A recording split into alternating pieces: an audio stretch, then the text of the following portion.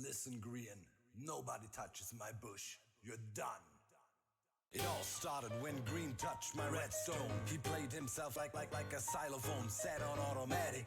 Dark Monster is a savage with technical skills and crazy vocal acrobatics. I'm a legend of the NHO with Etho, Beef and Double O. Doc MC is coming for you sevenfold. Got Randoc, another fireman to douse the flames that you shoot at this Leviathan. His skill can try again. You think I'm in hiding, I'm just biding my time.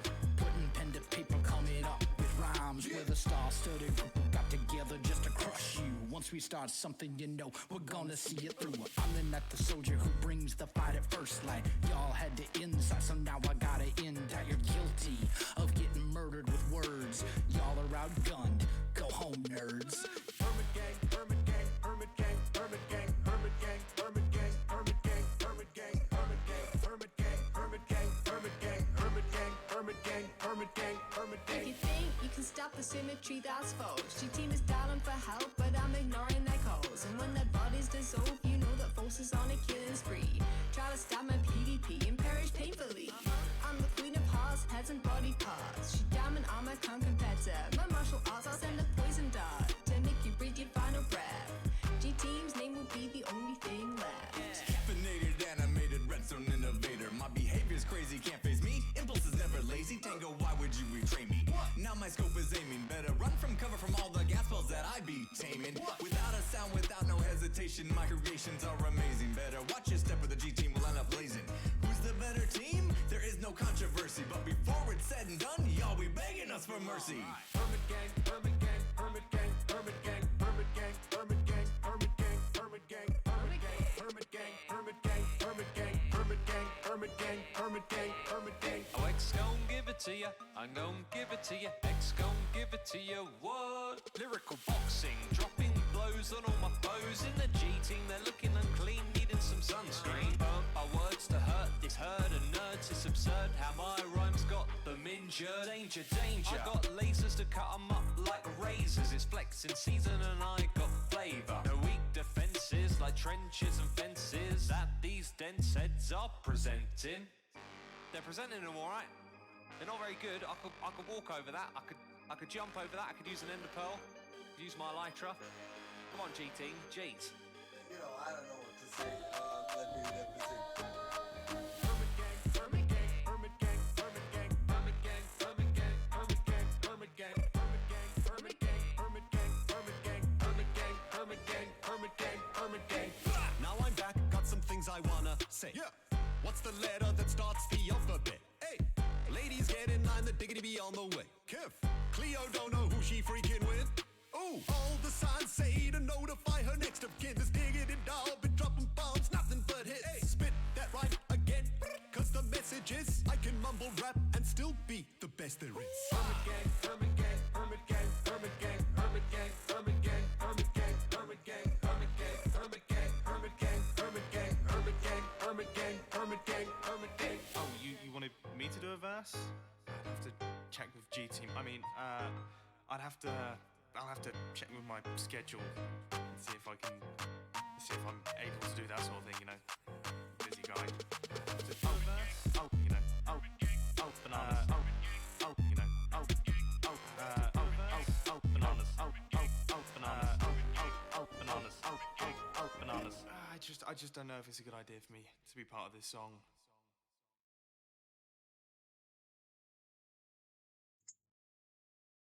I would have started the stream earlier, but I can't interrupt Hermit Gang. So yeah. Welcome to the stream. Today's question was what breed of dog is Show? The correct answer is a basset hound. Yeah. No one got it right. But yes, the music is good. I'm pretty sure it's not copyrighted. If it is, I'll deal with it, but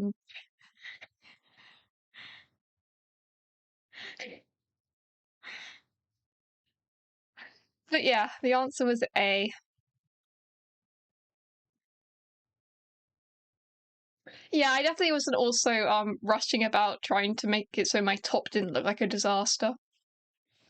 I'd say I have a pretty I look more stylish than I normally do.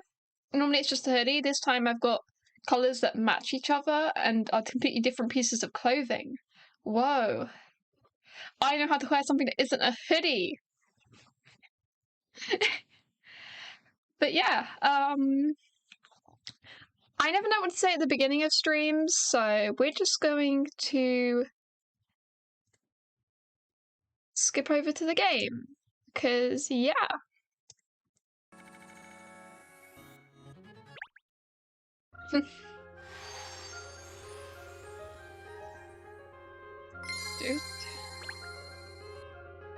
Continue. That music is way too loud. The Stolen Kiss. There's a recap. Katrielle and co head for the famous blah blah blah. They go to a place, and there's our rival. Is there? French.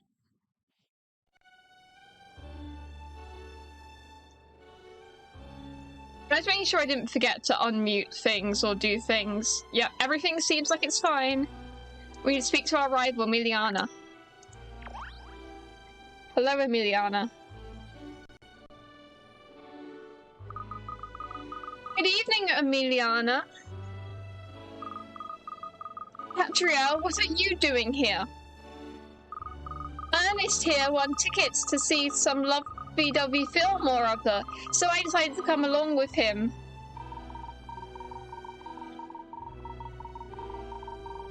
But the question is, what are you doing here, Emiliana? Has there been an incident? Hi, Rachel. That's okay. It's fine if you're just gonna lurk, because you did say you were probably just going to lurk and not talk too much, but that's okay. I'm just glad you're here. You can just be... I never know words, but you know what I mean.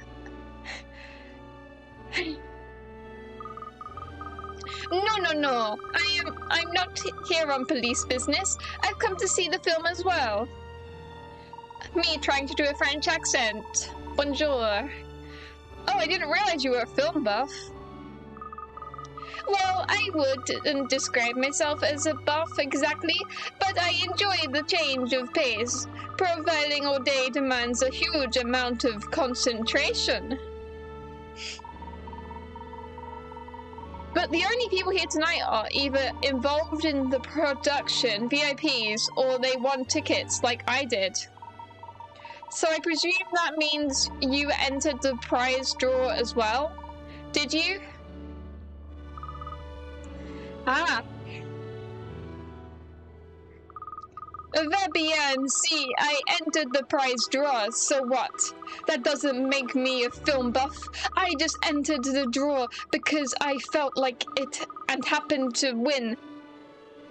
I feel like her voice is completely different than I made her voice last time, and that is okay. I'm gonna drink my tea. But that's incredible. I mean, it's such a long anticipated release. The competition was fierce. The chances of winning were tiny. I had to enter the draw over 100 times before I won. Well, I entered more than 200. 200? None. I mean, I am just a very lucky person, that's all. Yeah, right. What? I see. I understand, yes? It's all very clear now. You put up a pretense about not really liking films, but the truth is, you're here for the durian popcorn. Katrielle, not everyone is you. What? What possible evidence do you have to support such a claim? I don't even like popcorn. You still refuse to admit it. It's not true. Ugh. I'm not going to stand here and argue with you all. Night, Katrielle. I'm going in now. I can't do an angry French accent. I'm sorry. I can't even do a normal French accent, let alone an angry one.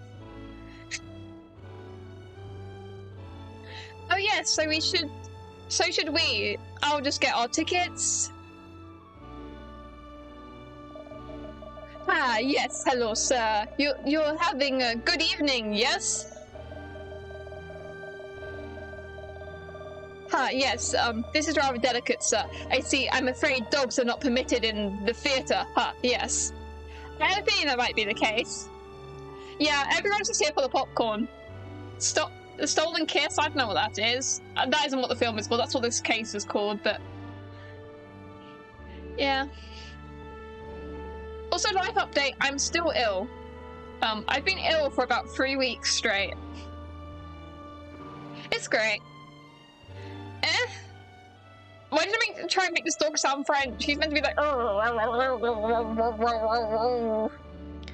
Ah, yes. You see, the ticket is only valid for 2 persons. Person usually pertaining to human and not canines, yes? Oh, I see. Gosh, Shell, I'm so sorry. It never crossed my mind to buy a ticket for you. Oh, Ernest, you'd forget your head if it wasn't screwed onto you, wouldn't you? And you're what? Well, there's nothing we can do about it now. I'm afraid you'll just have to wait out here until the film's over, Shell. Oh, poor doggy. Oh, sure. I'll just hang out on the street like a stray. I didn't even bring my coat. You have a coat? It's not even as if I can go back and wait at the office. These paws can't open no doors. That rhymed. Also, I can be as loud as I want to tonight because I am home alone, so yeah. Which actually makes me realise that I could have just used the desks in my mum's study area and I would have actually had a chair for once, but it's live streaming now, so oh well. It's not too uncomfortable where I sit. Fine, alright, I'll wait here, Ruff. Just do me a favour and don't watch all the ending credits, Ruff. Well, you better hope it's not a Marvel film. Good boy. We'll be back soon. Alright, Ernest, shall we? Oh, yes. What doggy deity have I upset to deserve this, eh? Ruff.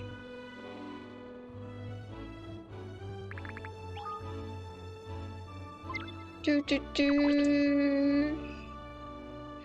going to save the game because I always like to save the game.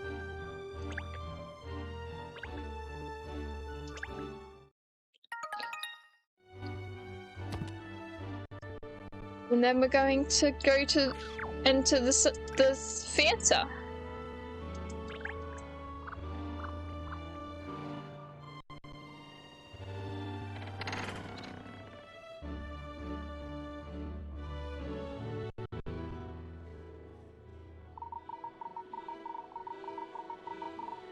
I can't believe it's upon us. Maverick director's latest masterpiece awaits.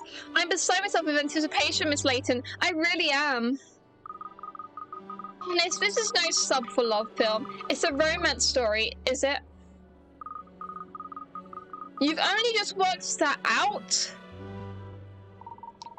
Well, yes, it is a romance, but it's so much more than that, miss. Actually, you can't pigeonhole reactors' work. It transcends genres. Okay, see you in like 10 minutes-ish then, Rachel, when you get back. I have no idea what pigeonhole means. I think it means, like, guessing what it's going to be like, because you can't guess. Ernest. You see, miss, Reactor used to direct cult B movies. He had quite a following of die-hard fans. Even then, I think it must have been his attention to detail. I mean, really, he was a complete perfectionist. But he somehow never managed to appeal to Joe Public. Then about 10 years ago, he started to move into more mainstream genres, romance stories and so on. That's when he started to become more popular by appealing to a wider audience. Now he is regarded as one of the greatest directors of our time. His films are always highly anticipated. I must say, I've always thought his films were capital. I've been a huge fan ever since his Cult B movie days. My all-time favourite has to be Wall-O, the mud-barfing robot hippos on a mudless post-apocalyptic Earth. What kind of title is that? It sounds like an isekai title or something. Like, oh, the robot hippos. That's like such a long title. I see. So you're also a fan of Mr. Reactor's films, are you, Emiliana? Well, of course. I think he is a fantastic director, but no, I am more interested in the actors in the films. Oh, you mean Leonardo DiCaprio? I wonder who's that's referencing to. I wonder. I have absolutely no idea in the slightest. This is sarcasm. Oh, you mean Leonardo DiCaprio's the lead? I heard he's ever so popular with the ladies. Well, he is extremely good looking, and an excellent actor, of course. After all the action roles he's played, I'm dying to see what he's like in a love story. Emiliana, I didn't take you for a lovey-dovey type. How cute! Oh, I didn't mean I am not lovey-dovey. Non!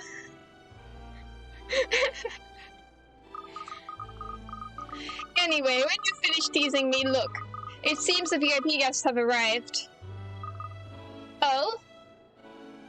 Who are the VIPs? The very important people. Anime!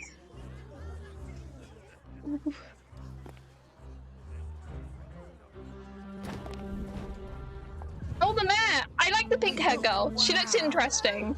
It's the dragons. Well, Like the dragon's den?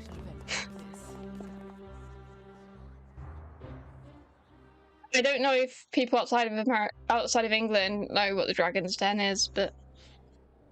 Or is it an American thing? I don't know anymore. I know there's a Shark Tank and there's the Dragon's Den and they're like versions of each other. I'm pretty sure Dragon's Den is the English one though. Every one of them looks very well off. Who are they all? You are very poorly informed, Katrielle. Everyone in London knows who they are. They're known as the Dragons. The 7 Dragons of London. The 7 Dragons of London. They're the Millionaires! The Millionaires in the Millionaires conspiracy. They're all evil. Lock them up.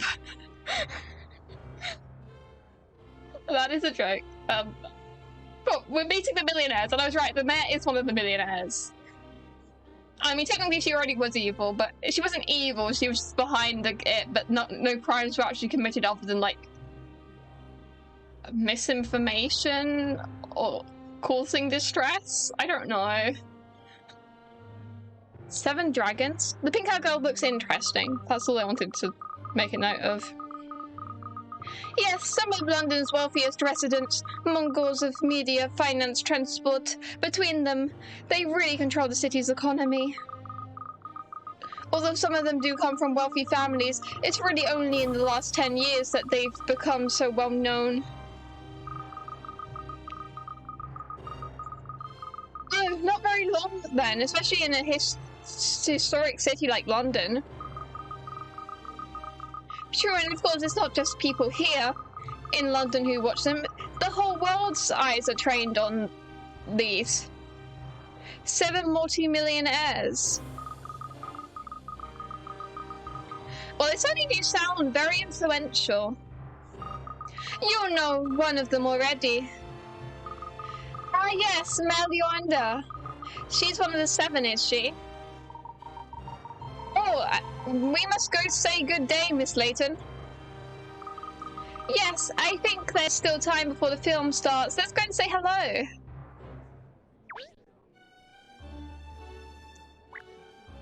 I'm gonna save the game again because, as always, I'm paranoid.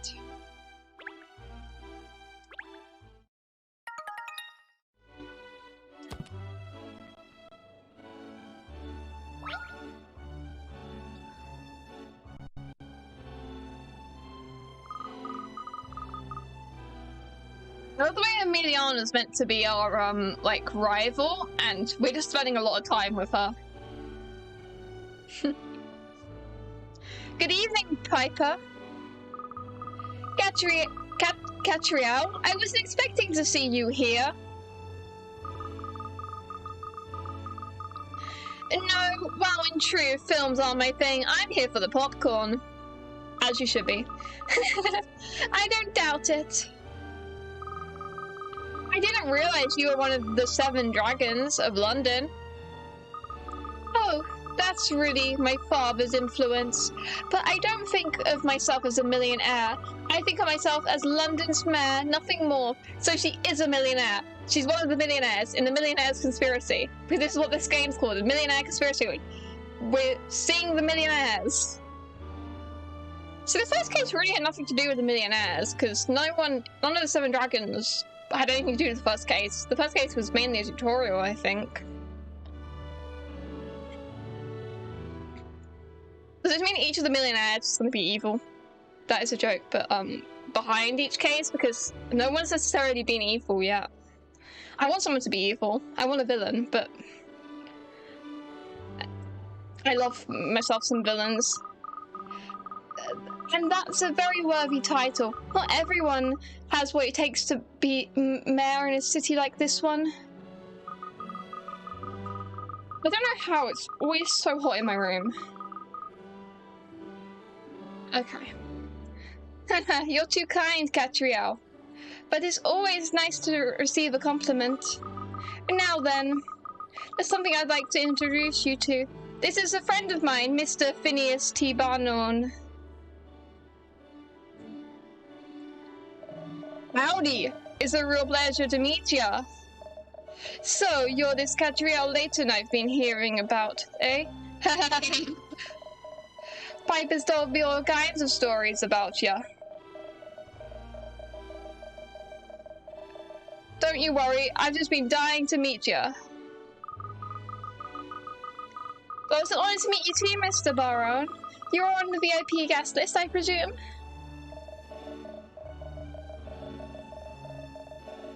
The VIP guest list? That's a good one. Oh, I didn't read. Oh, so in what capacity are you here then? I was under the impression you either had to win a ticket or be invited especially. Is he the director? Haha, you don't have a clue who I am, do ya? Well, I'll tell you. I'll set you a little puzzle. If you can solve it, I'll fill you in. Puzzle. I'm switched down to the lower screen again. That is not what I meant to move. I meant to move that. Okay. Pop, pop, pop. Puzzle time. Everyone ready to watch me struggle? Okay, now it's cold. I don't know what's happening in my room. Maybe it's because I'm wearing a summer top in the middle of winter, because I assumed I wouldn't get too hot in my cardigan. Okay. Cardigan, do not make me feel hot, okay? Okay. Puzzle time. Yippee. Yeah, it seems like the puzzle isn't completely breaking the game this time. It seems like everything's a lot better. Okay, here we have 5 playing cards. A certain number of them are missing.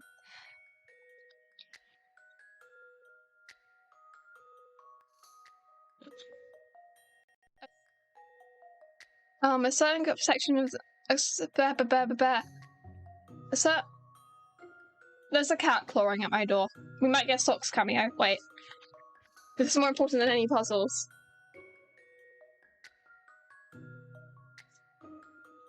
Hello?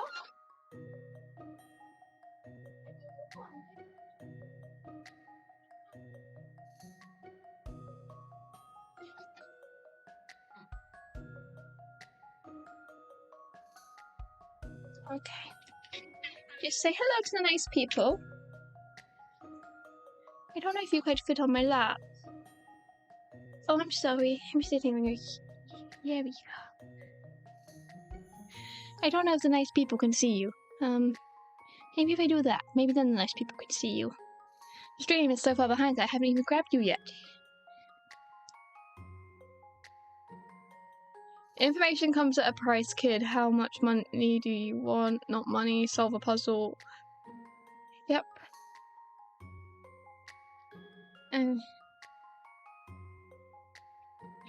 Okay. She just might be in the background for a little bit. I want to make sure you can actually see me properly. And unfortunately, unless she like sits right up, you're not going to see very much of her. Hello, Soxy. This is more important than any puzzle ever. Okay. She's waving her tail in my face. Yes. You know you can get off my lap if you are dissatisfied. Yes.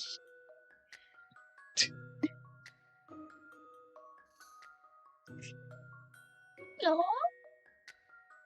Okay, do you want to... She's a cat. I have no idea what she wants. Other than to lash her tail in my face. So, this is how we stream. With tail in my face. Welcome to Rachel. I now have a cat, and she keeps lashing her tail in my face. Oh, and she's gone down. Okay. She might be behind me for the stream, and I might just start stroking her. Yeah, I'm meant to be doing a puzzle. I read like 3 words of it, and then heard the cat scratching at my door, so I opened it for her. But yeah,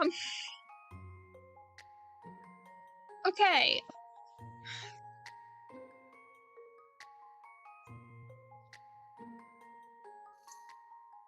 Here we have 5 playing cards. We haven't even found out what the mystery is for this case yet. Here we have 5 playing cards. A certain number of them are missing a section on the top right, which is the same shape as the corner of a playing card. It's possible to arrange them without fully overlapping them, so that none of the missing areas are visible. Arranged like that, how many cards with missing pieces could there be? What is the maximum number of cards that have missing pieces? I have no idea what this is saying. How many incomplete cards? What? Maybe I'm just stupid. A certain number of them are missing a section on the top right. Yeah. It's possible to arrange them without fully overlapping them so that none of the missing areas are visible. With missing pieces, how many cards with missing pieces could there be? What is the maximum number of cards? Okay, I think I get it. It's either 2 or 3, I think. Or it could be 4. I'll start with 4.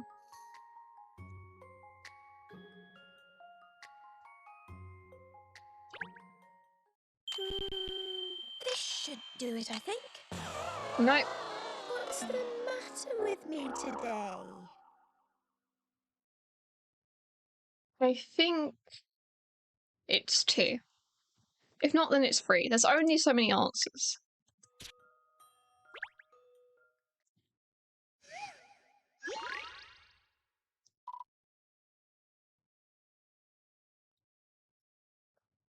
Okay.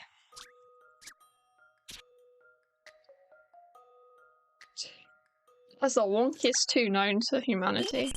This is an interesting one. Nope. Okay, then it's 3. Not good, Katrielle. It has to be 3. Good. Wait, how many? I assume there's 5 cards, because there's 5 cards on the top screen. So... maybe it is 5?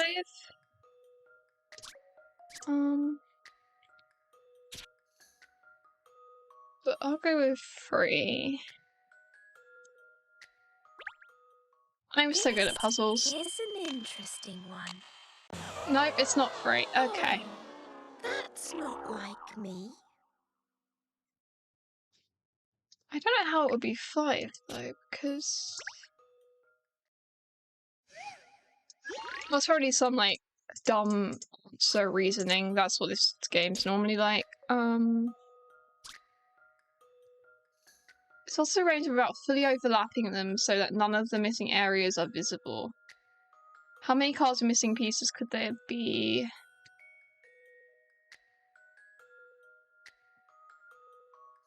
What is the maximum number of cards that could have a missing piece? 5? Okay, let's try drawing a 5 again. 5. There. 5. There we go. I'm so great. Here's an interesting one. Of course that's the correct answer. And that's how it's done. Of course. I don't know the logic. I'll be told the logic and then I'll go, oh, of course. Because the Layton, the logic in this game is stupid. It's possible for all 5 cards. Oh, so if we arrange them like that, who's gonna think to arrange the cards like that? Who arranges cards like that? Okay. What are puzzles that actually require figuring out, not it's a trick question? Ha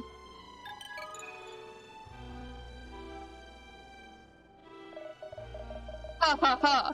They told me you were good at puzzles, and they were right. That was just me guessing till I got it right. Sorry I wasn't trying to test you or nothing. That was literally testing me. It's a puzzle. I just wanted to see it with my own eyes. See, I'm a big fan of detective work. Well, I hope I didn't disappoint you. On the contrary. So, we had a deal, didn't we? Let me tell you all about me, haha. I'm the manager of Savoy. You see, the Savoy being the greatest darn theatre in Western End, bar none, ha ha. I'm the one who put on this screen. Was that meant to make sense? Oh, you mean you own the Savoy? I hope you guys know Savoy is a type of sausage. You know, you get in fish and chip shops. Interesting name for a theatre. It's basically like the sausage theatre. That's right. Now I hear you Blue Pips little festival plot out of the water. Haha. I was wondering what kind of girl you were, and now I see. Mighty fine. So maybe each of the millionaires has a conspiracy, and they're plotting stuff because it's the Millionaires conspiracy. And now this is my own conspiracy theory. Hello, Sluggy. I'm getting distracted by my cat, but I think that's okay because she is adorable, and she is worth distraction. Yes, you are. Yeah, you are. Yeah, you are. You can't hear her, but she's purring. Well, I hope you enjoyed the show. After all, it's all thanks to... If it tanks... Oh, I'm used to them spelling thanks weirdly to come across the accent, so when they actually say tanks, I don't get the word. I won't make money out of it, will I?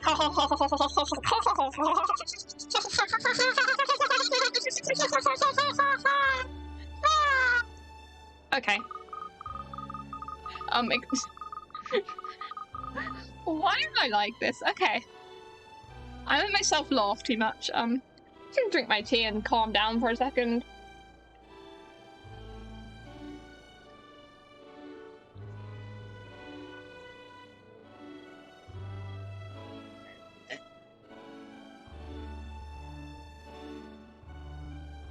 Okay. Well, the truth is, I'm really here for the popcorn, not the film.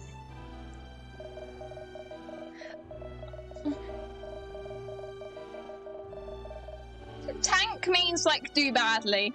Like, if something tanks, it does badly, like, doesn't get much sales or whatever. I'm sorry, I don't assume certain words are British slang, so that I don't know to translate them. Like, I know certain things are British, like smashed, pissed, but like the pissed where you're drunk, Bobby, you know, the on beat, you know, the whole entire stuff, but yeah. Ah, the all-new Durin flavour, you mean? You know, I came up with that myself. You have to keep thinking of new ideas if you want your customers to keep coming back, right? I just let Pip try it as it happens. Not a cup of tea at all.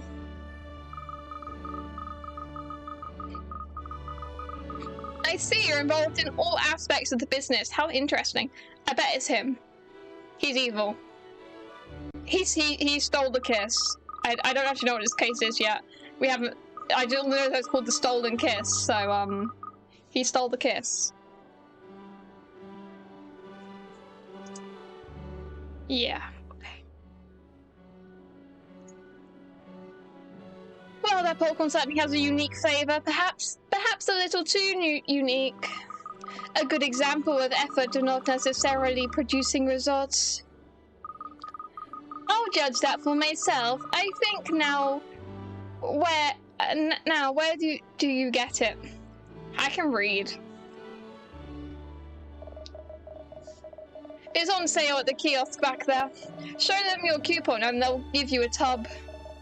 Ah, look, it's the old Dobley over by the kiosk there. Madame Doblel. To you. You should introduce yourself. Madame Dubel? Is she another one of the 7 dragons?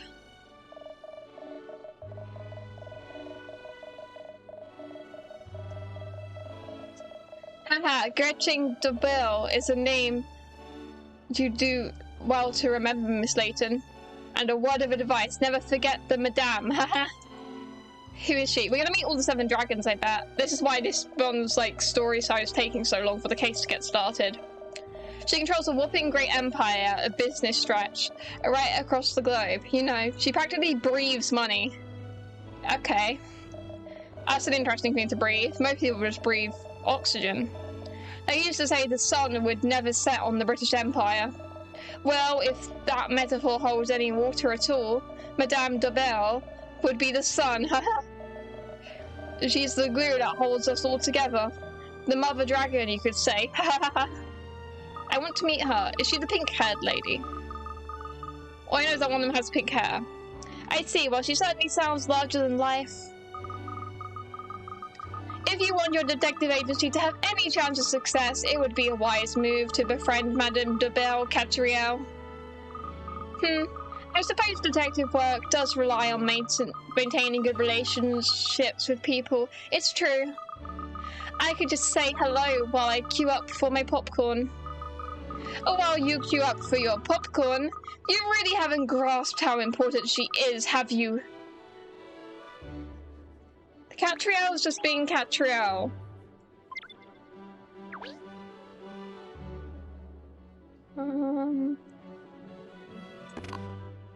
Gotta save again.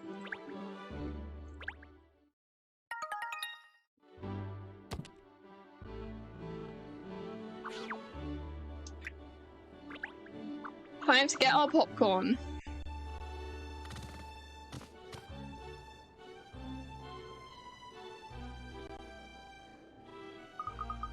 The cat is currently trying to leave my room, which means I'm gonna have to get up and shut my door when she goes. Or at least she's standing in my room very confused. Soxy, what are you trying to do? Socks. Okay, she's leaving. Very slowly, but yes. Here we are at last, the kiosk. Time to sample the all-new popcorn delight. I might as well just keep the door open. I'm home alone, so... And then she won't have to claw at the door if she wants to be let back in. She can just creep up on me. Oh no. What's the matter? There's no one at the kiosk. I won't be able to get my popcorn. Never mind, miss. How about introducing ourselves to Madame de Belle instead? So near and yet so far. You mustn't be so down in the mouth, miss. Remember, Miss Baron said she could become a very useful contact. Yes, alright, let's say a quick hello then. Do you know which lady she is? I suspect that lady over there might be who we're looking for. Yes, I think you might be right. She certainly stands out as the affluent. Oh, it's her.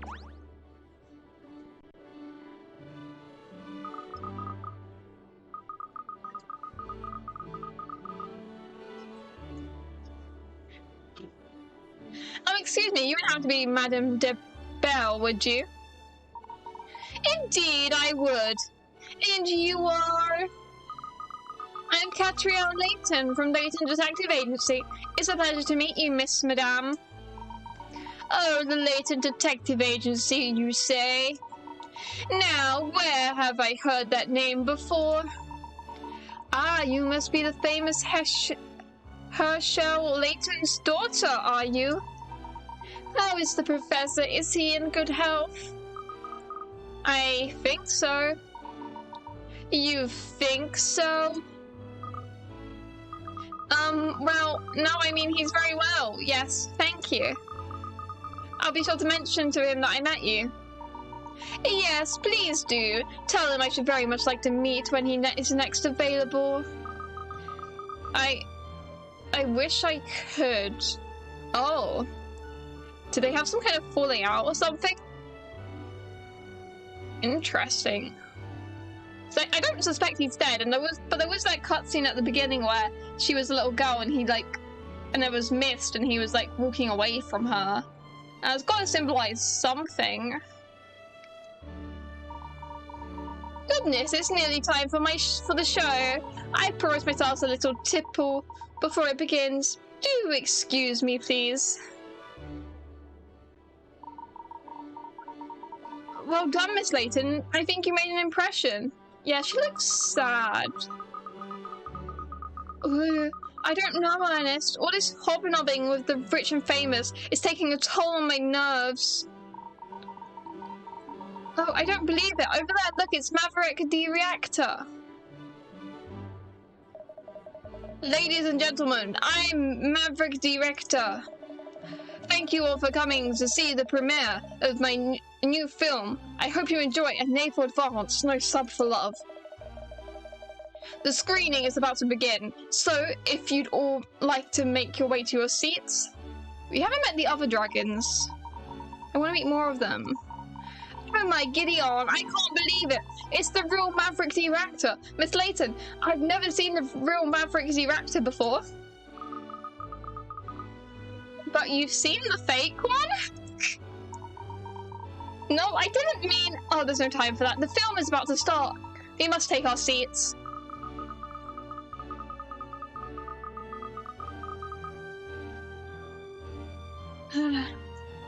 Are you forgetting something, Ernest? First I have to redeem this coupon for my durian popcorn. Oh, look, the kiosk attendant has returned. But what if the film starts while you were waiting for it? Everyone else is already inside. Quickly, miss, we must hurry. Let this girl get her popcorn.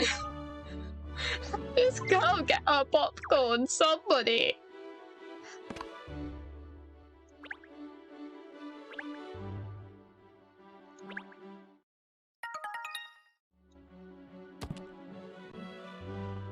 This girl is here for the popcorn and the popcorn only. And she's not even getting it.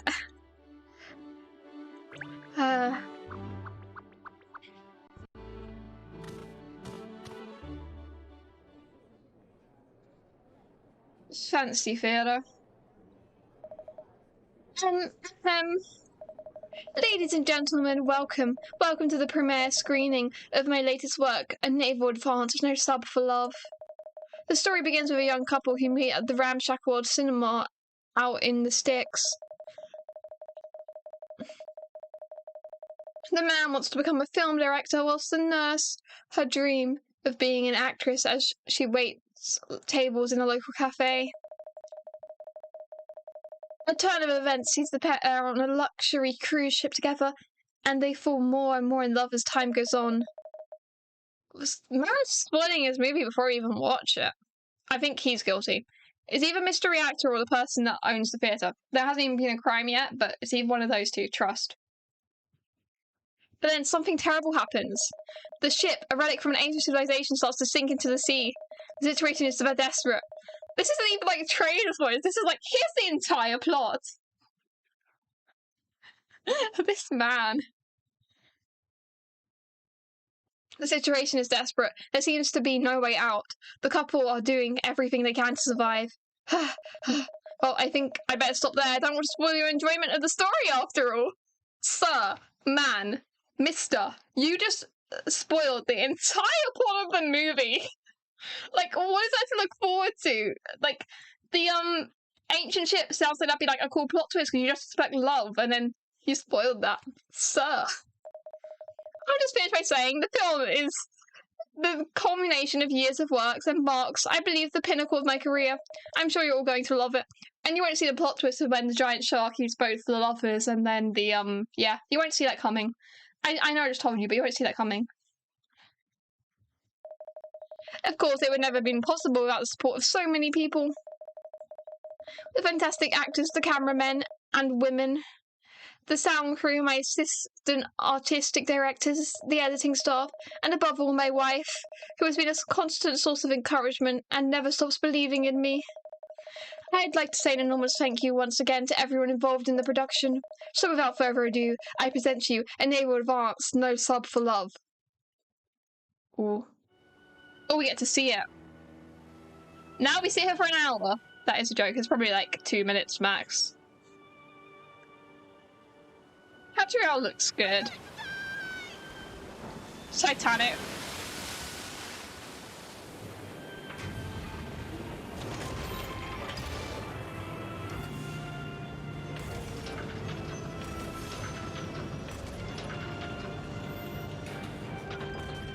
And now I know where the budget for this game went to. That is a joke. The whole game looks good. This is where they put all the budget.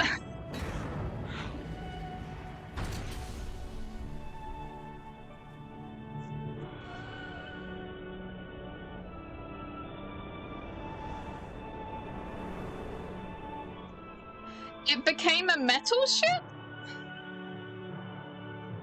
What? Okay.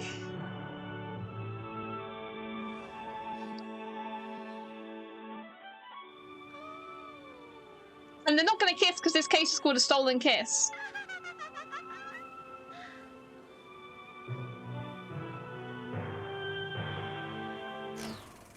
Stolen kiss.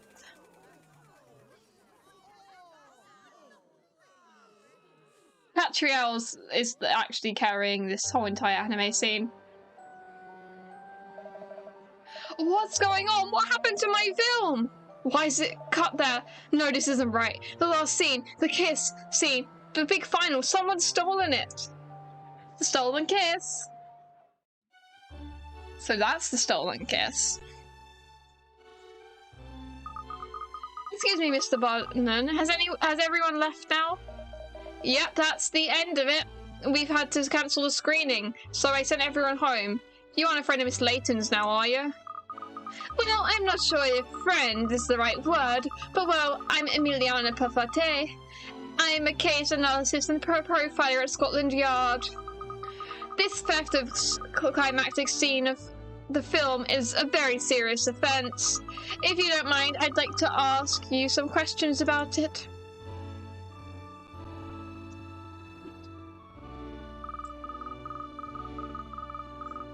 Yes, can you tell us everything you know about the events leading up to the discovering of the missing scene?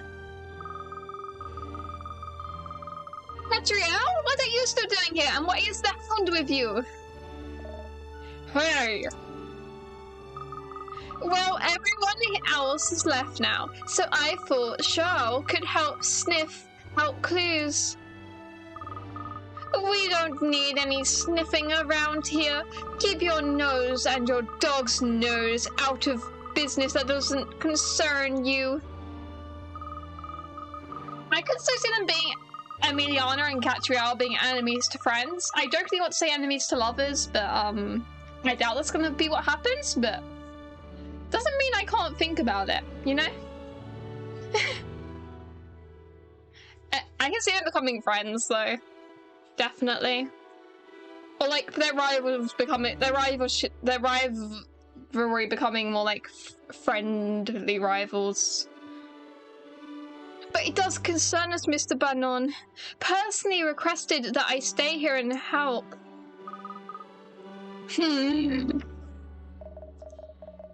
You bet I did. Talk about luck having a Scotland Yard officer. And a private eye on the site. Yeah, it's impossible for anything to glitch. It must have been stolen. You know, a guy, he put on a mask. Wait, a guy, he just... There was this guy and he just kind of grabbed a mask. Disclaimer, I'm not a furry. He grabbed a mask and he tiptoed in like this. He just went, don't ask what I'm doing. He tiptoed in and he pretend this is the clip of the film. He grabbed it with his hands and he sneaked out. Far away.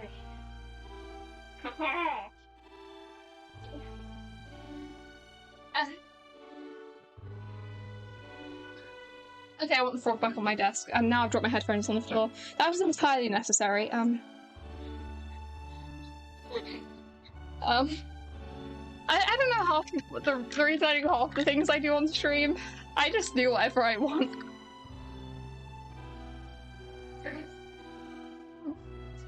You bet I did. Talk about luck having I already read that. Yeah, the explanation was necessary.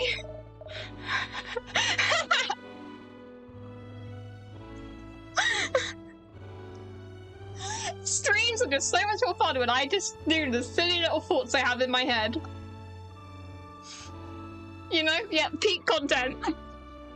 I think I need some water. That was way funnier to me than it should have been.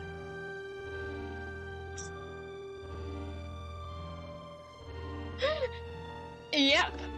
I'm putting my level 5 in drama to full use with that acting.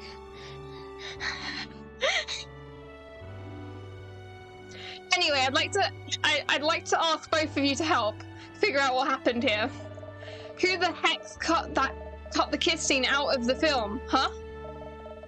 If anyone can solve this case, it's the woman who figured out the Riverside Festival shenanigans. Ha ha ha ha! Isn't that right, Katrielle? You'll take on this case, won't ya? Yep, we will. Well, I couldn't very well turn you down after that glowing praise, could I? Of course I'll take on the case. Any mystery solved, that's my motto. Mr. Bannon, please, I'm more than capable of handling this case. Leave it to the experts at Scotland Yard.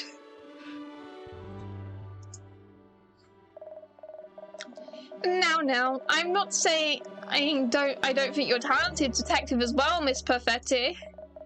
But a little competition should make you both work harder, ha ha ha! Fabian, you'll soon see that I pinpoint the truth much more quickly than this so-called detective. That's the spirit. Good luck to the both of you. Well, don't just stand around here chatting to me. You better be running along to get a statement from old Reactor, hadn't you? Where is he now? Do you know? Sure do. He's right over there, still totally dumbfounded, poor guy. He put his heart and soul into the final kiss scene. It's kind of hard to understand why anyone would have done this, I must admit. Still, that's for you two ladies to figure out, isn't it? Ha ha ha! Well, we're meant to talk to him. Hello, Maverick Director.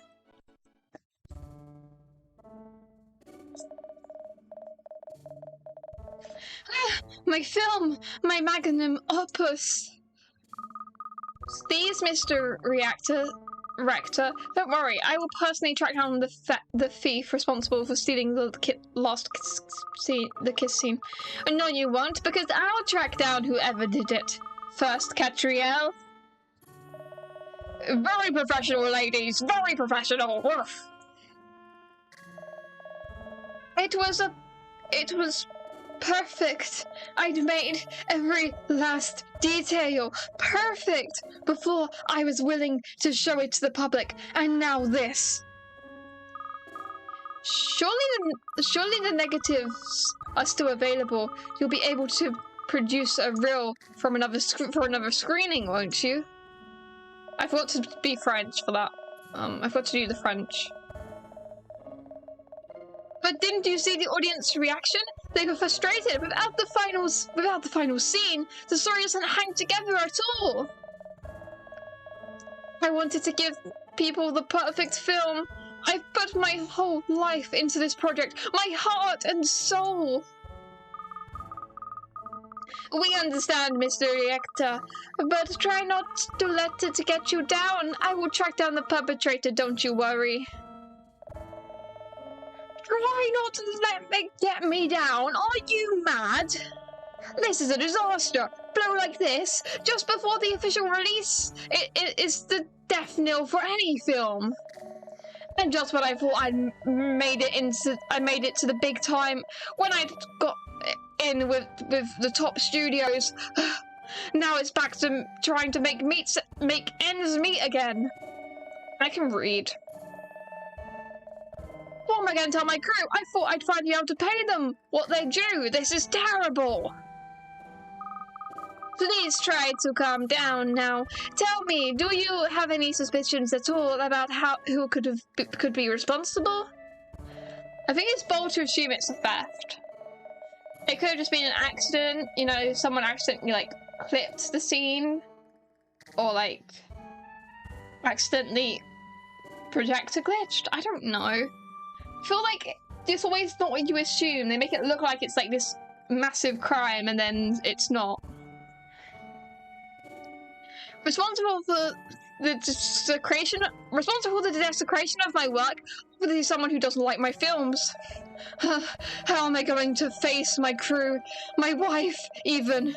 They were all on the tenterhooks, waiting to see how the audience reacted. I just want the ground to open and swallow me up. I wish I was on that submarine right now, sinking.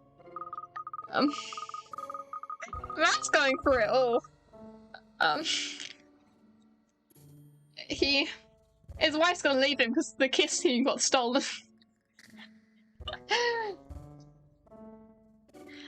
Yes, well, thank you for your time, Mr. Reactor. Sinking. He's just fading off screen slowly.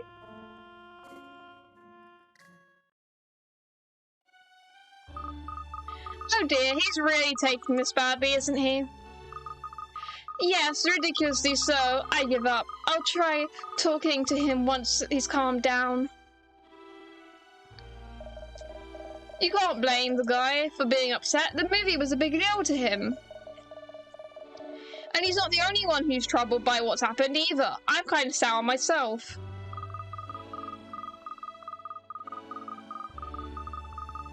Well, yes, I imagine you would be. This is going to affect sales for you after all.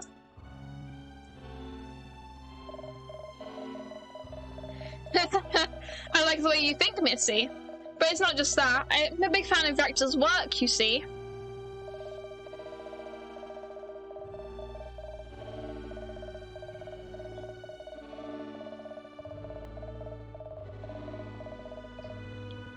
I was looking forward to the whole world finally seeing what a great director he really is. My laptop is struggling to charge. Okay, it's charging. He really is. Now this has happened. All that talent could go to waste if we're not careful. So you two ladies better get a move on and figure out what happened to the stolen kiss. If it will help, I can give you access to anywhere in the theatre. In fact, I'll just tell security to give you free reign. there's the projection box around the back. Normally it's out of bounds, but I don't mind you going there to investigate if you need to. The projection box? Ah, thank you, Mr. Burnham. What are we waiting for, Ruff? Let's hightail it over to the projection box then, Ruff. I think Shell's the only voice I do consistently the same. Yes, I agree. We should start by investigating the film reel. Katrielle's voice, I try to make it similar to my own because she's the main character and I can't just... And she's British, so it kind of just works. And I can't just speak in an accent for the entire game. But I try to make it sound a little bit more, like, coherent and, like, precise and just posh, I guess. Yes, I agree. We should start by investigating the film reel.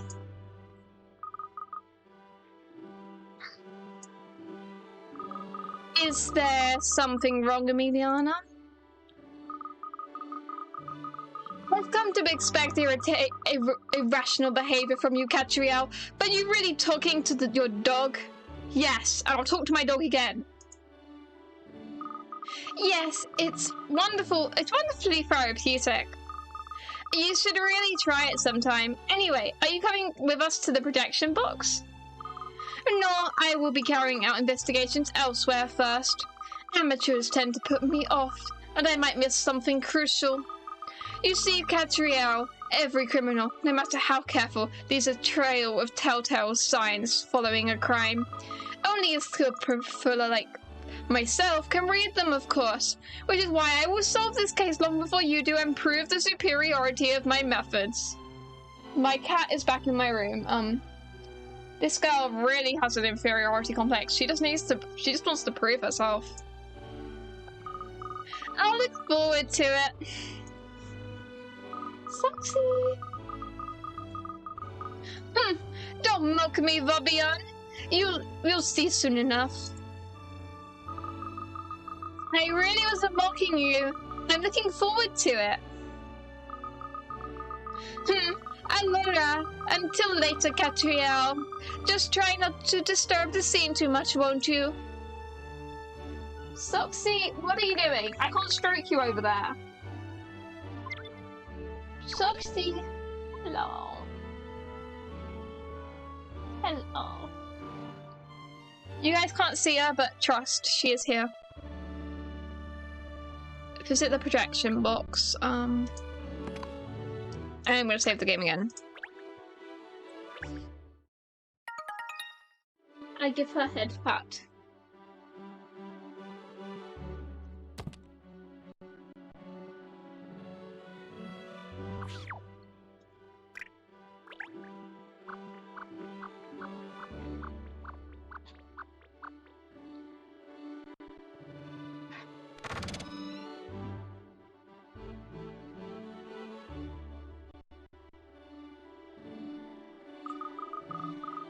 So, this is the inside of a projection box. Looks like... Well, the inside of a projection box looks like... What sort of machinery?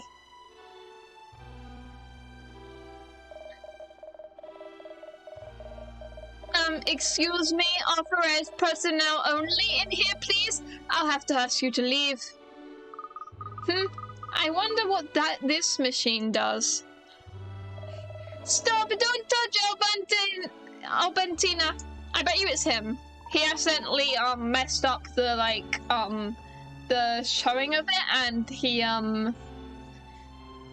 doesn't want to admit it because he might lose his jobs. Like, he accidentally just cut it or something, or like knocked the projector. Albentina? He's named his machines. Yes, Albertina, she's brand new. If you touch her, you could put her totally out of alignment. She's very cranky. Not like old Rosalind next to her. There, she's much better behaved. Bulletproof she is. Albertina is delicate. I think it's him. Something about him. Me when I I don't think I'm ever on top of me predicting the second case. Like, this is a very obvious conclusion. Last case, that was just instantaneous and so just out in the wild, the theory, and just it was right. Uh-oh, whack alert, this nut job's named all this equipment. Ruff. Albertina and Rosalind, what lovely names you've come up with for your machines. Yep, if I'm wrong, I guess I will disappoint you because you put all your faith in me. Don't touch, please. I'm going to have to insist that you leave now.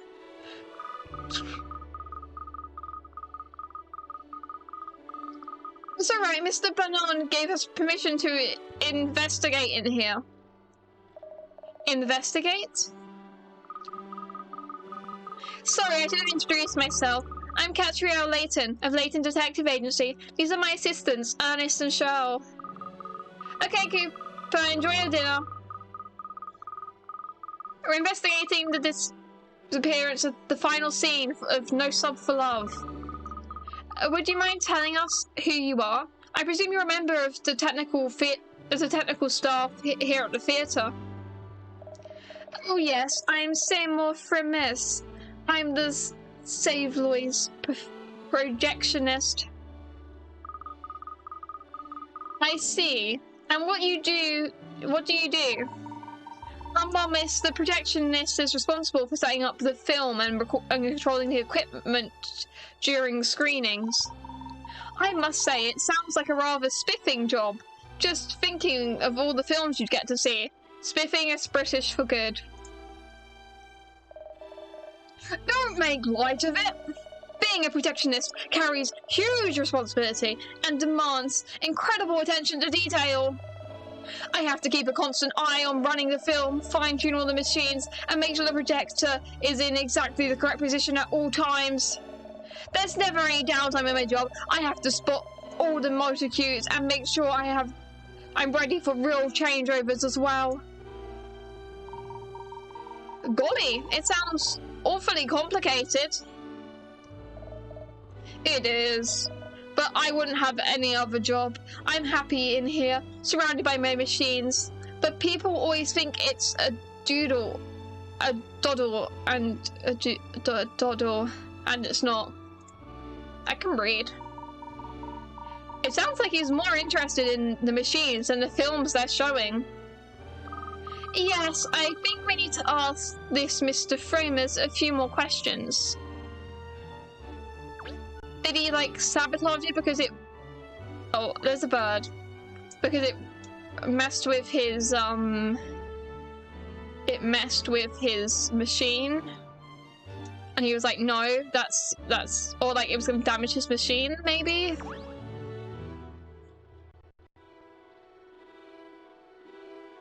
Or did the parrot do it? And he's covering for the parrot. Oh, look, Miss Layton, there's a bird in his cage. It's a mine bird, I think. I don't think it's a parrot. It's a bird. I don't know why I opted for parrot. I thought it was a raven at first. Raven mad, like someone else in this room. Ruff. Hilarious. Peak comedy. Mayans are talking birds, aren't they?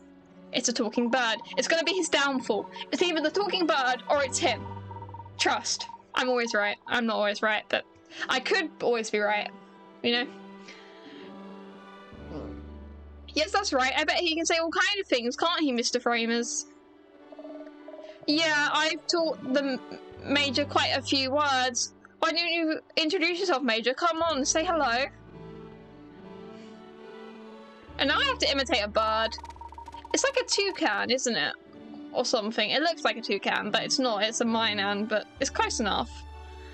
Hello, I'm the Major. Major Minan. Major Minan. Huh? He really does talk. So what Minan birds do? Dogs, on the other hand, now that's something special. Rough.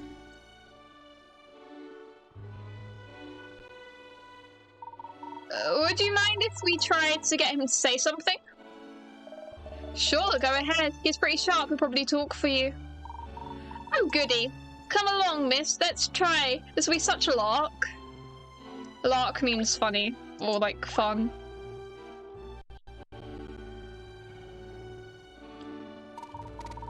Hello! How are you? He's very polite, isn't he? Shell, why don't you try talking to him? Perhaps we'll be able to understand each other. Can you speak Swahili just because you're human? I only speak dog, alright, not bird. Really? You never told me that before. You never told me if you could speak Swahili. The point is, so far I've only met a few humans who can understand what I'm saying. Maybe there are some birds or cats out there who understand me as well, but I've never met any of them, if there are. I didn't realize there were all these limitations on what you can and can't do. What a disappointment. Oh, sure, I'm such a disappointment. Because a talking dog is so mundane. Yeah, talking dogs are mundane. Everyone's done it. Descendants, Scooby-Doo, you know, talking dogs are everywhere. Get original, Shell. That is a joke, I love Shell. Oh well, I suppose I'll just try to communicate with the bird myself. So, Major, did you see the film Thief? Saw the thief? Saw the thief? Jeepers, really? Who did it? Who did it? Who did it? He's repeating all words. Yes, who did it? You did it! You did it! We're getting accused before a crime by a bird. That's new. Of course I didn't do it! Katrielle, you're trying to have a conversation with a bird that's mainly just saying random words. Didn't do it! Didn't do it! Ha ha! Who's a pretty Wally then? Who's a pretty Wally then? Look, she even tells jokes. Amazing. Katrielle does not look impressed. Yeah, side splitting. Rough. I told you the Major's very sharp. A genius, really. Alright then, Major.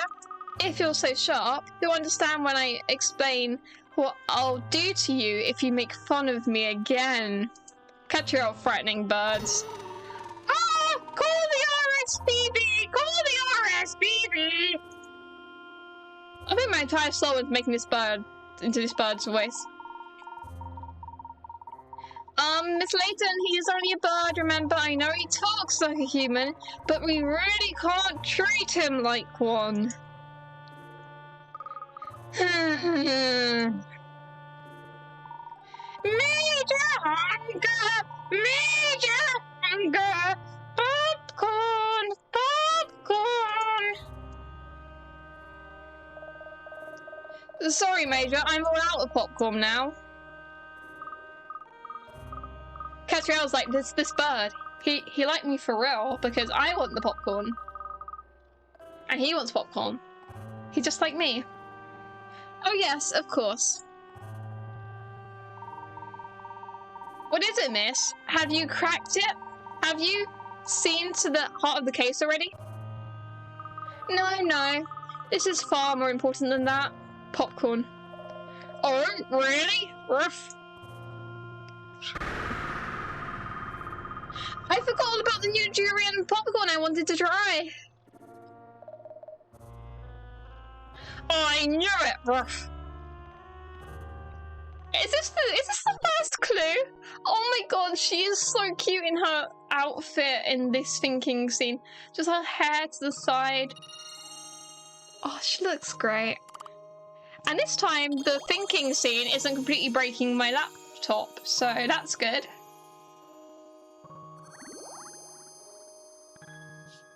Oh, I need to actually press for it to continue. Mine and bird. I think the bird actually knocked something or something. Framers adores his pet mine and bird called Major, brings it to work with him in the cage. The bird can speak, but it's unclear whether it can understand humans. Okay.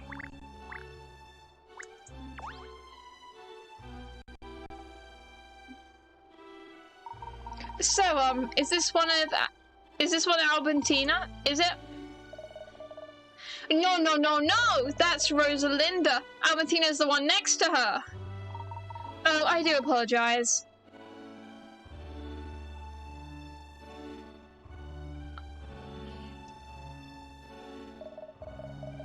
Look, it's easy to tell Albertina's the one with the beautiful curves. Rosalinda's the one with the gleaming skin. Hello, barking, completely barking. Of course Albertina doesn't always listen to what you tell her, but that's just part of her charm. Is it? I see, I see.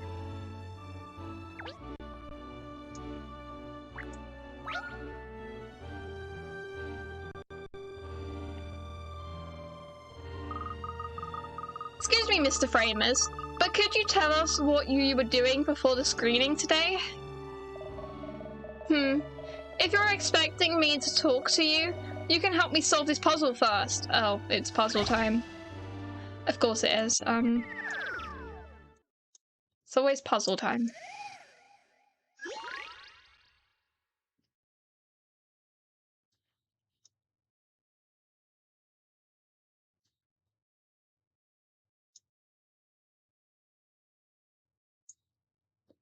Okay.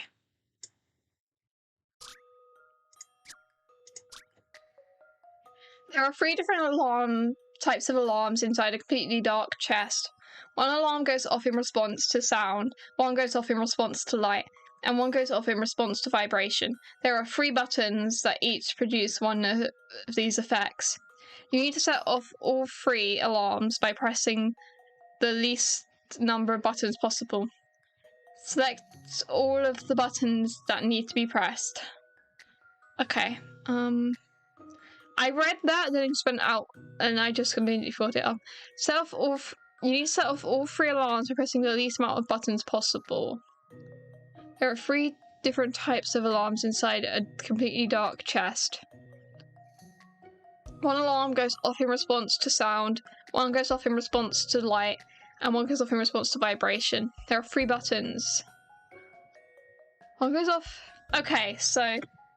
One goes off in response to sound, one goes off in response to light, and one goes off in response to vibration.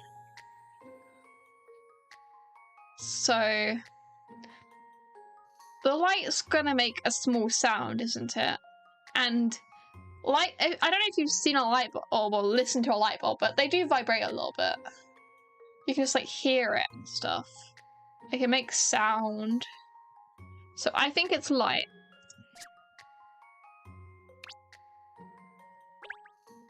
I have a feeling that perhaps... Yep. I'm a genius. Patch on Miss Layton, of course. I'm actually a genius. Like, actually. Okay, I'm not actually a genius, but I like to think I am. I solve one puzzle easily and... See, those are the kind of puzzles I like. It's thinking, it's not like a trick question. Yeah, the light goes off, the noise of that makes the alarm go off. The vibrations caused by the sounds of those alarms. Yeah. Light makes a noise. You just have to be close enough to hear it. Stuff.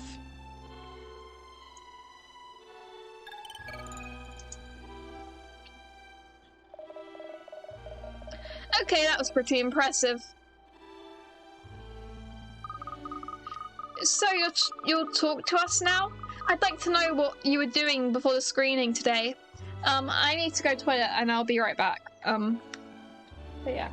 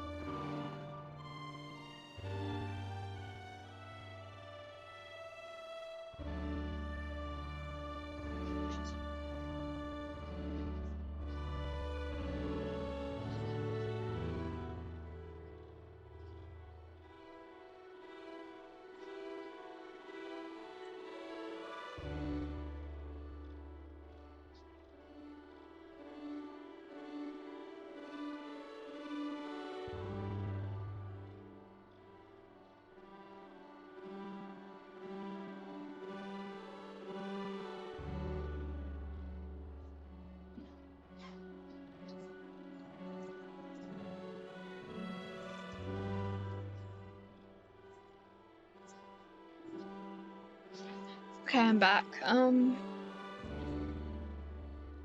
you check I'm sitting in the correct place? That I'm like center-ish? Yep, okay. So you're talking to us now? Oh, I already read that. Fine, alright then. I was in here, of course, making sure all my machines were in tip-top working order. So you were the one who actually ran the film? Yes, I was pretty shocked when the last reel suddenly skipped a scene. My voice hurts.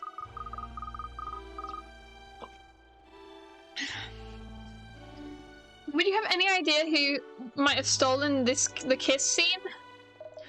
No, not really. I mean, I really don't care. It's only a film, for goodness sake. Sus, suspicious. It's either him or the parrot. It's him or the parrot. It's not even a parrot. It's him or the mine bird. I think that's what it's called. Yes, about that, Mr. Frames. Even though you work in cinema, you get the impression you don't really like films. Is that right? Obviously, it's the machines I love. Give me Albertina and Rosalind here over a stupid film any day. Okay. Hey, that reminds me, I've got to get Belinda cleaned up. You can't let the spare equipment get dirty just because you're not using it. This chap certainly does love his machines. That's a clue, apparently. A man loves machines.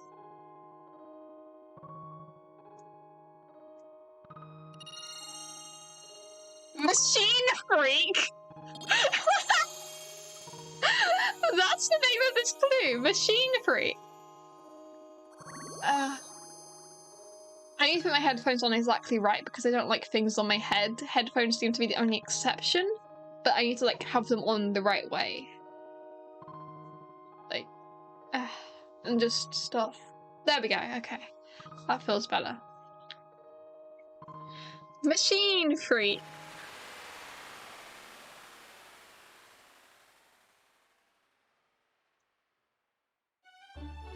Projectionist Seymour Framers has named all his beloved equipment, but has little interest in films. Before the screening, he was in the projection box preparing.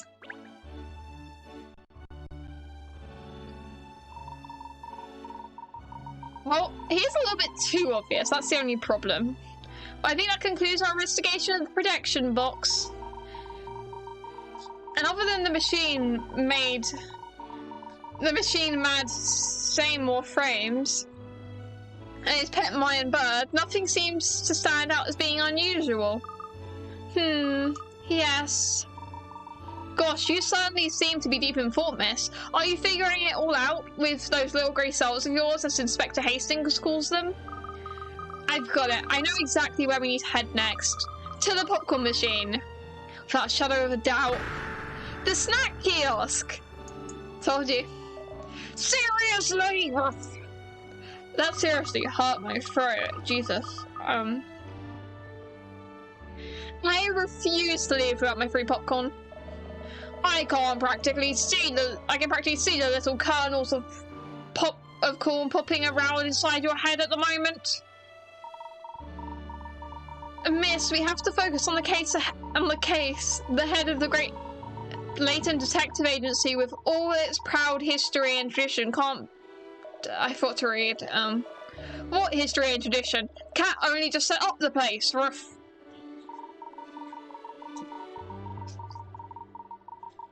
Well, alright, but it will have a proud history and tradition in the future. If we can just get our heads off popcorn. No, we need popcorn. A long way in the future, Ruff.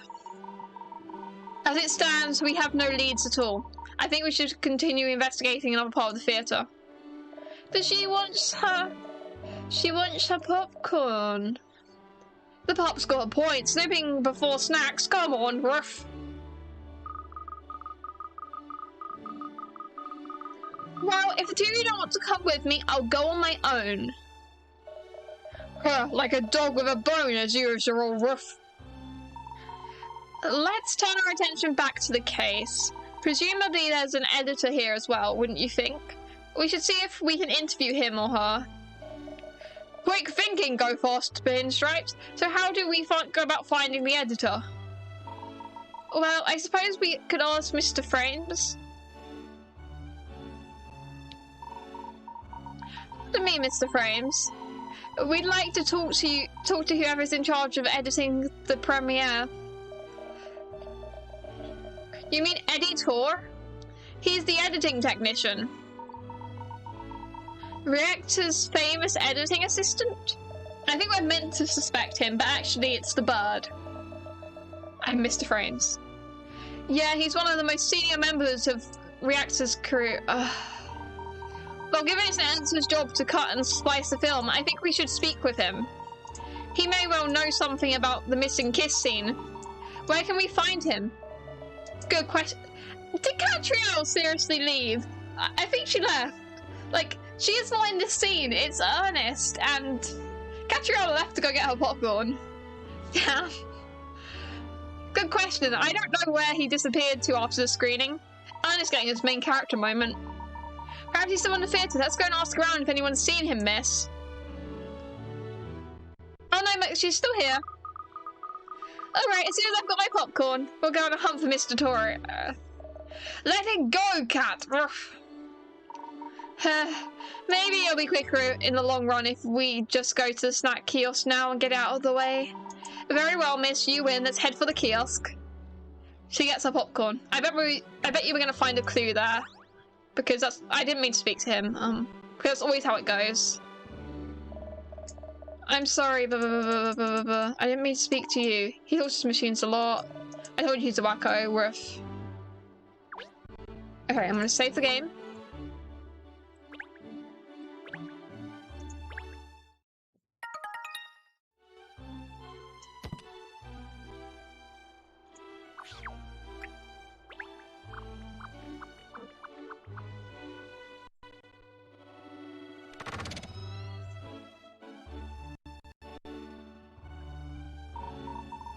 There are still one or two people about, even though most people have left now. Never mind that, it's popcorn time! Now, I just need to give the coupon Ernest has to the member of staff at the kiosk, and the jury and delight will be mine. Obsessed, you're obsessed, Ruff. Oh, there's the mayor and the lady. I don't remember her name. It's like Dubel or something. Madame Dubel. We're here for our popcorn, though. This is making me hungry. Huh? Yes, what can I do for you? Oh, aren't you the chap who showed us into the theatre before? Ah, yes. All the other staff members were individually assigned to take care of our VIP guests. So yes, we are a little short of hands for the usual running of the theatre. Yes, I'm having to do everything myself. Greetings, theatre-goers. Showing them to the seat, smelling the snack kiosk, cleaning. Yes, I can't be in enough places at once. It's like being ensemble in a play. I have to be everywhere at once. Favourite thing I've ever done, though, be ensemble. Gosh, you sound awfully overworked. Like someone else I could mention. Ruff. Answering the phone, making tea, cleaning the office, helping with investigations. Sound familiar, pinstripes? Ruff. Oh, I don't mind. I'm very proud to be able to help such an esteemed detective as Miss Layton. Ernest, you're a simp. I love you, but you're a simp. You are? Ruff. Well, I'm sorry to trouble you when you're obviously so busy, but I'd like some durian popcorn, please. Here's my coupon. Yes, of course. I'd be delighted to serve you, except that I'm terribly sorry, but I can't. Oh no.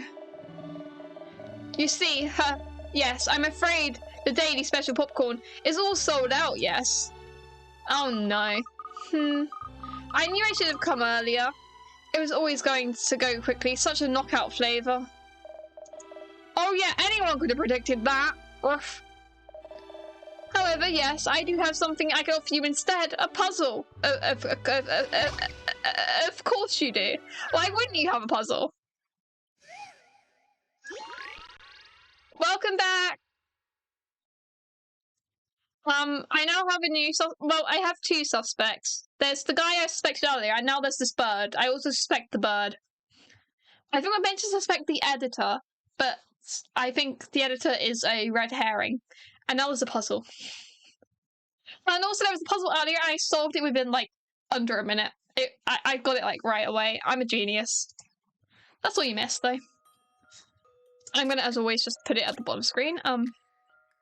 The three panels are expressing the number 6. Change the order of the order and orientation of the panels to make 6 in another way that's not 1 plus 5 or 5 plus 1. Slide the panels to move them and place one panel on top of each other to swap them around. Touching a panel will make it rotate. Okay.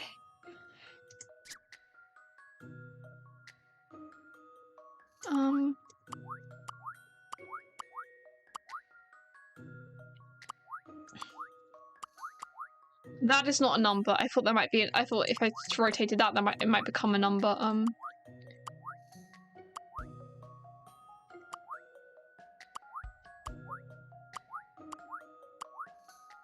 We have times, plus, and minus, but we don't have another number. It's not even a parrot. It's a mind. It's called like a mind bird or something. But it can talk, and I've been putting my entire soul into voicing it. Because parrots, it's really funny though.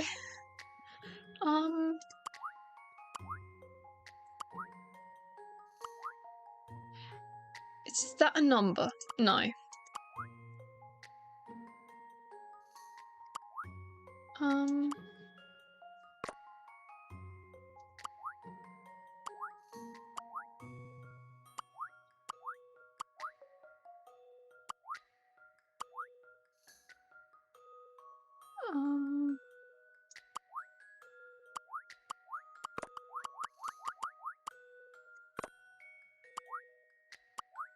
Times 51. That's definitely how it works.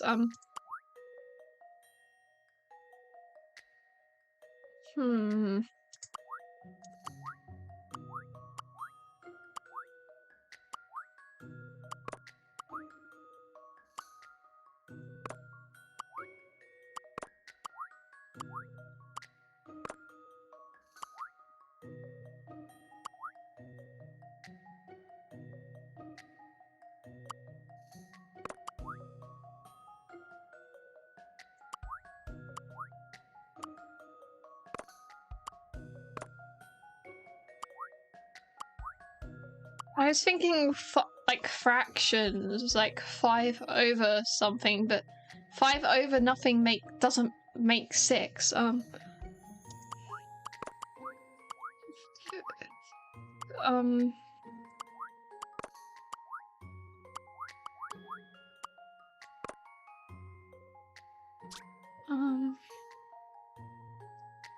The 3 panels are expressing the number 6. Change the order and orientation of the panels to make 6.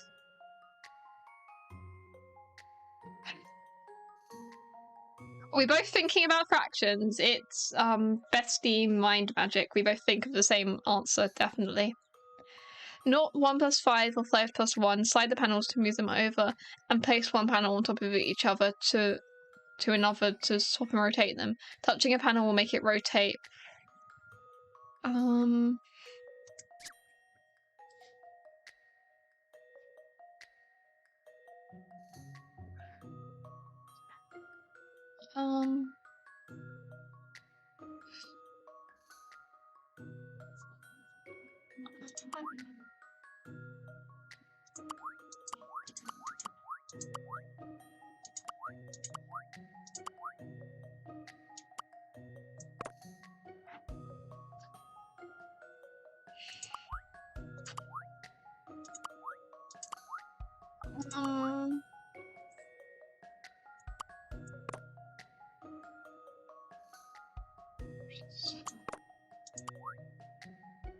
Five times 1 is 5.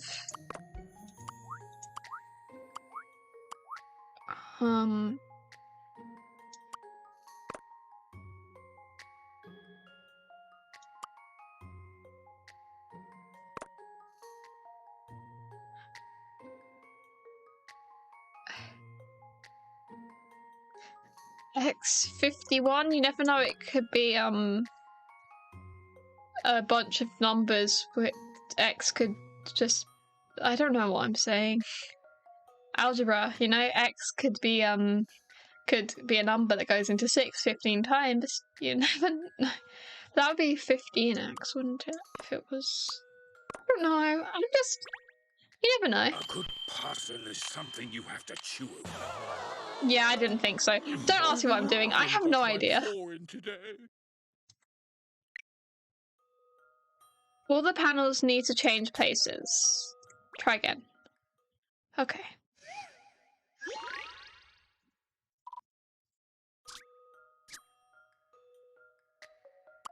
I don't remember what it was at originally. I think it was 5 plus 1. Okay, in order for me to change place, so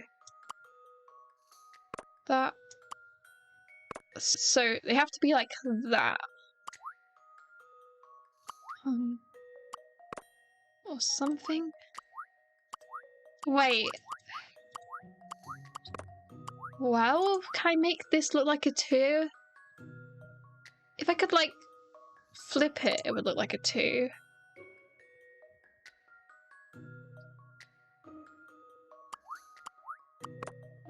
How would I get from 12 to 6 when the only options here are plus and times?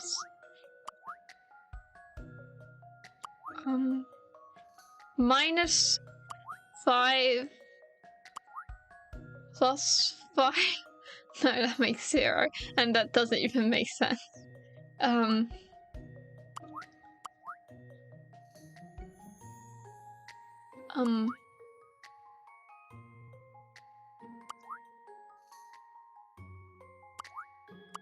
Minus 5x? I don't know.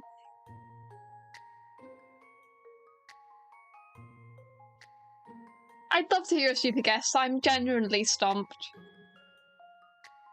I want to drink some water because I keep hurting my voice.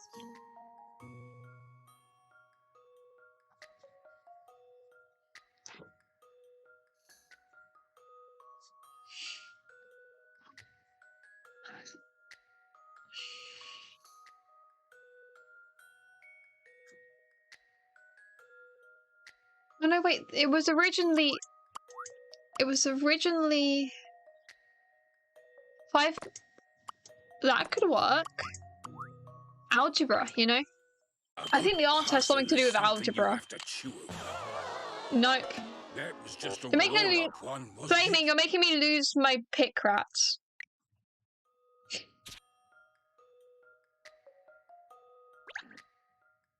How dare you?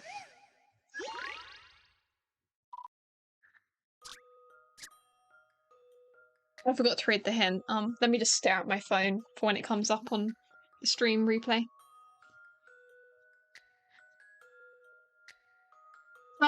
It says the answer can't be 5 plus. It can't be 5 plus 1 or 1 plus 5. Don't mind me. I'm just. Oh.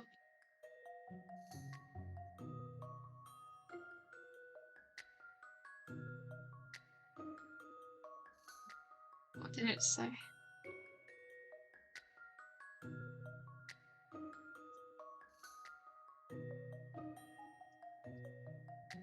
Oh, normally there's like a hint or something when you fail, but I guess that's only for the first time. Okay, let me just sort out my phone. AKA get back up to where the live stream actually is. There we go. Okay.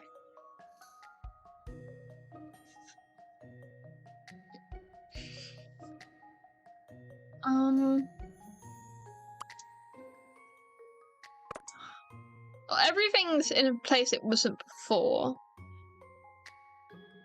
Hi Pokemon, welcome to the stream. I'm once again struggling with a puzzle. 5 over X. A good parcel is something you have to chew over. No. Okay. I haven't got my paw in today. I haven't really been using hints, but maybe I'll need to at one point.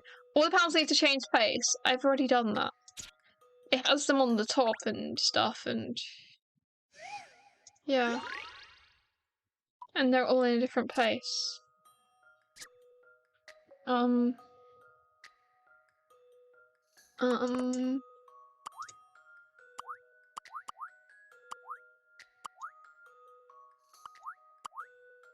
51 plus 51x. Did I try that? I know I tried 15x. Something you have to chew over. Oh, it's 51x. What is the reasoning?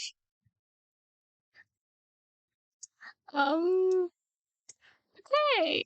I mean, I got it eventually. It was more just me guessing, but yeah.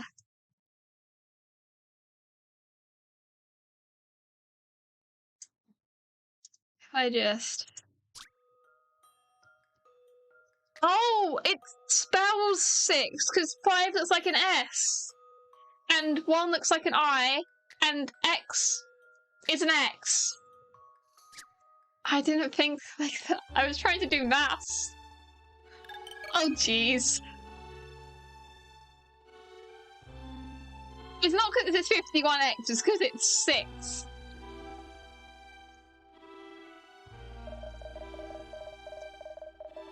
So I mean, it's always some kind of trick. Well, I do hope that satisfies your appetite for something unusual, yes? Oh well, I suppose I'll just have to give up on the popcorn now and get on with solving this case. Finally, we can put all this popcorn nonsense behind us. Ruff. Isn't it funny that the Major, you know, the Mayan bird, knew the word popcorn? And we're back. Yes, actually, I was the one who taught him to say that, yes. Oh, really? Yes, sometimes I take a snack of popcorn to the projection box. You know, I've even seen Major out of his cage before.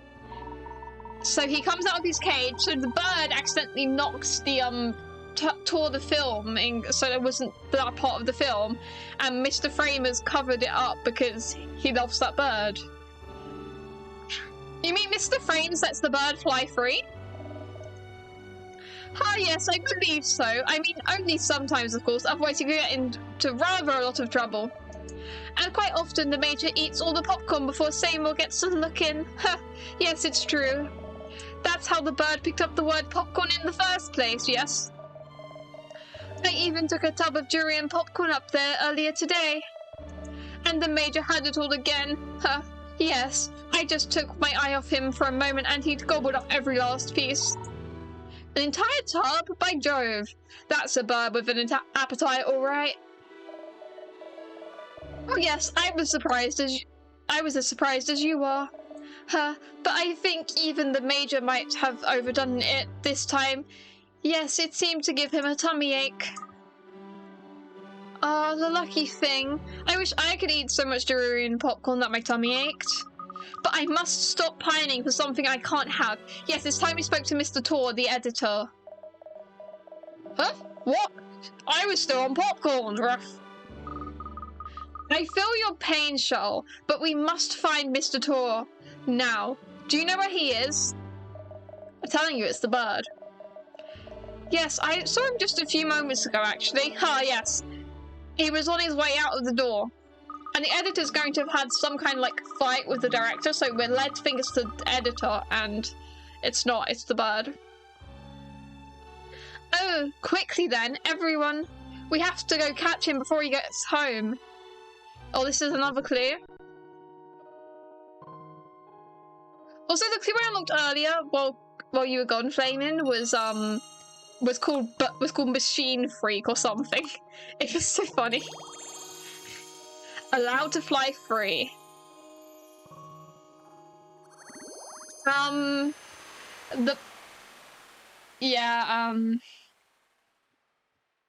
The what? I don't know what I'm saying. Allowed to fly free. It seems the Major is sometimes allowed to fly free in the protection box and has been known to get through a lot of popcorn occasionally. Okay. It makes enough sense. Both of you be quiet. Where is Mr. Tor, the editor? Oh, he's over here. Katrielle, may I have a moment? We need to catch the editor. Yes, what is it, Piper? Not that it makes up for the trouble I put you up to before, but I have a little something for you. These are fashion farthings. They're a unique London currency that can be used to purchase clothes. Yippee! I don't care. A change of outfit now and then can be fun, don't you think? I personally try to keep up with all the latest fashion trends. Yes, so do I. It's what an English gentlewoman does. Thank you, Piper. I say, miss, that's rather exciting, isn't it? You'll be able to purchase all sorts of outfits now. I am going to save the game quickly.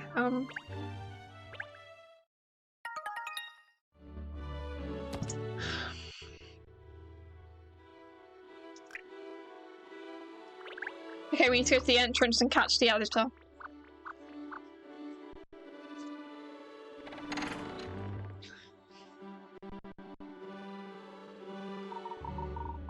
All the guests have gone home now. It's deserted in the lobby and outside. How about that man standing by the entrance? Do you think he could be Editor? His name is, his name is very, funny, you know? It definitely doesn't sound like editor. I think that's the point, but it's just funny to me. We won't know unless we ask him. Editor the editor. Hello, editor.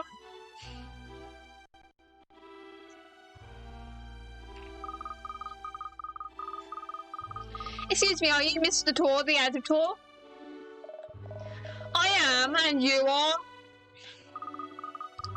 I'm Katrielle Layton from the Layton Detective Agency. You've probably heard of me. Nope. That's rude. Oh, well, that's a shame. Still, you know me now, don't you? Mr. Barone has asked me and my colleague to investigate the case of the stolen kiss scene.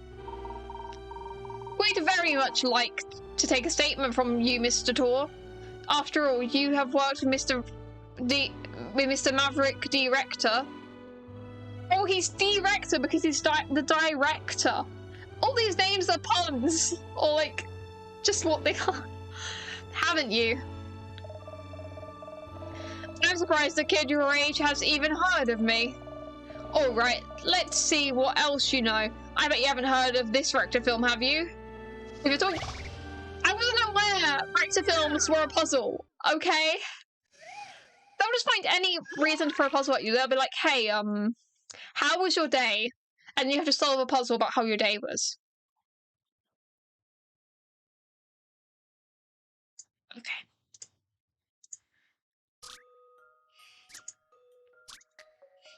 There's been an incident at the farm where all the cows have disappeared. According to a witness, a UFO sucked them all up, and some aliens came out. Why is anybody's guess? But now we need to place an alien in each of the spaces where there was currently a cow. Touch a cow to suck it up into the UFO and swap it with an alien, and vice versa. The creatures coming down from the UFO will need to take the other empty space. Okay,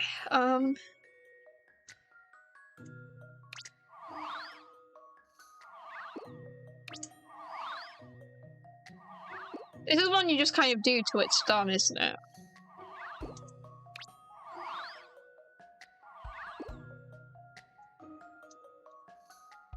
Okay,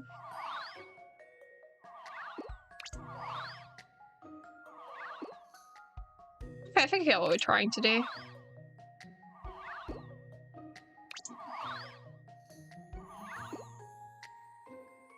Okay.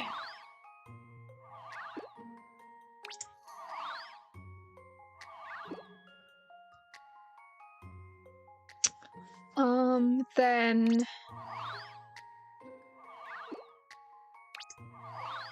And we still have one over there, which is the issue. I doubt it's gonna let me put it in the same place. No.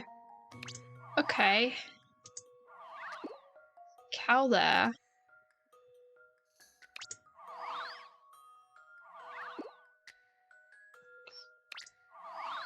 Okay.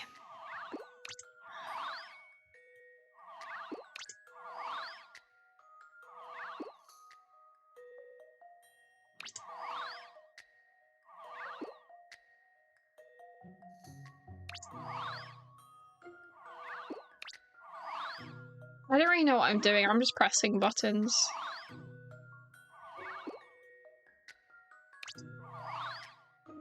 Oh, we need a blank. Okay, I think I get it. I think.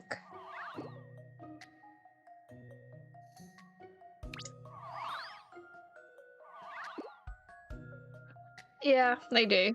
They're terrible at invading planets. They just want the cows. So I'm just make a blank space there. And then if I pick that one up, then the alien will go in there. So we need 2 blank spaces. We need to get a cow there. Nope, it won't give me a cow there. Don't mind me, I just want to... Oh, now there's a cow there. Okay. I wanted to start again because my brain, it hurts. Okay, so then... We should touch the cow there till last. Because we can't place it where the cow was. So then it's going to place it there. And there we go. I'm a genius sometimes. Perhaps... That's a relief. I wasn't entirely sure. Yippee!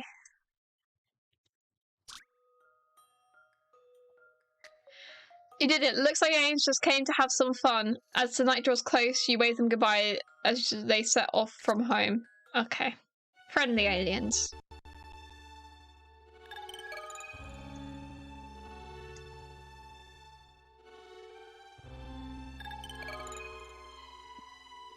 You acquired the recipe for a free berry trifle. Sounds nice. How did you find it? Not a bad action thriller, eh? I'll say, UFOs and aliens always make for a jolly good tale.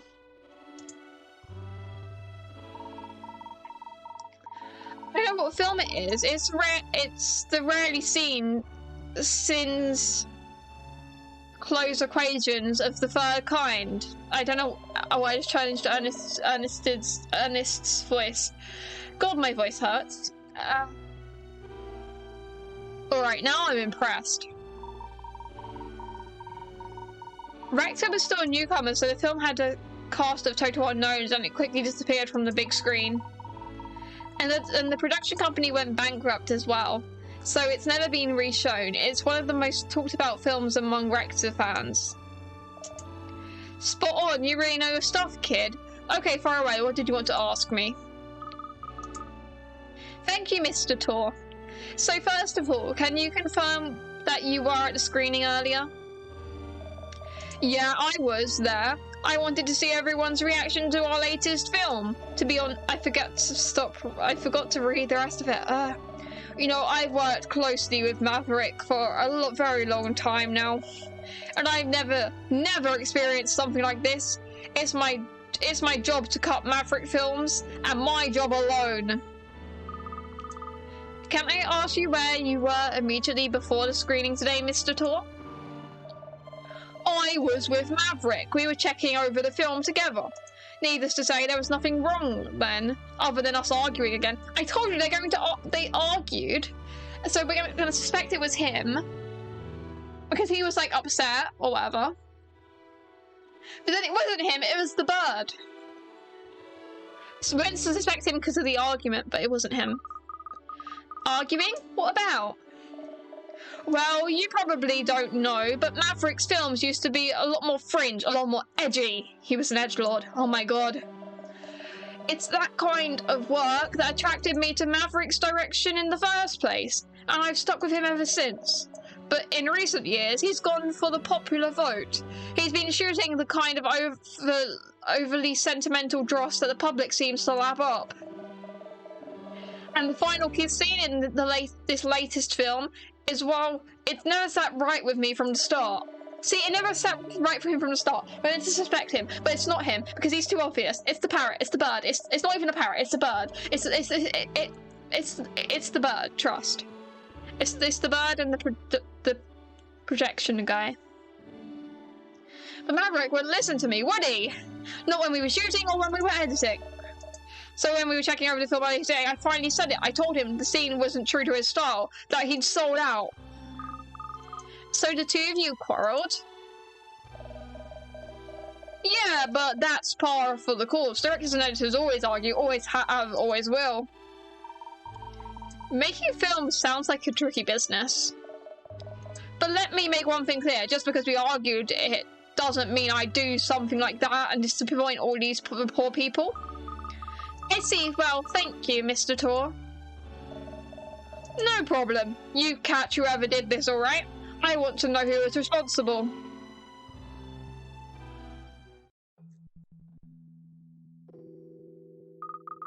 Wow, I think we've spoken to everyone now. Unsurprisingly, no one stands out as a guilty party at this stage. Katrielle, I'm telling you, it's the bird. Maybe it was an inside job. Perhaps we should start thinking along different lines. Oof.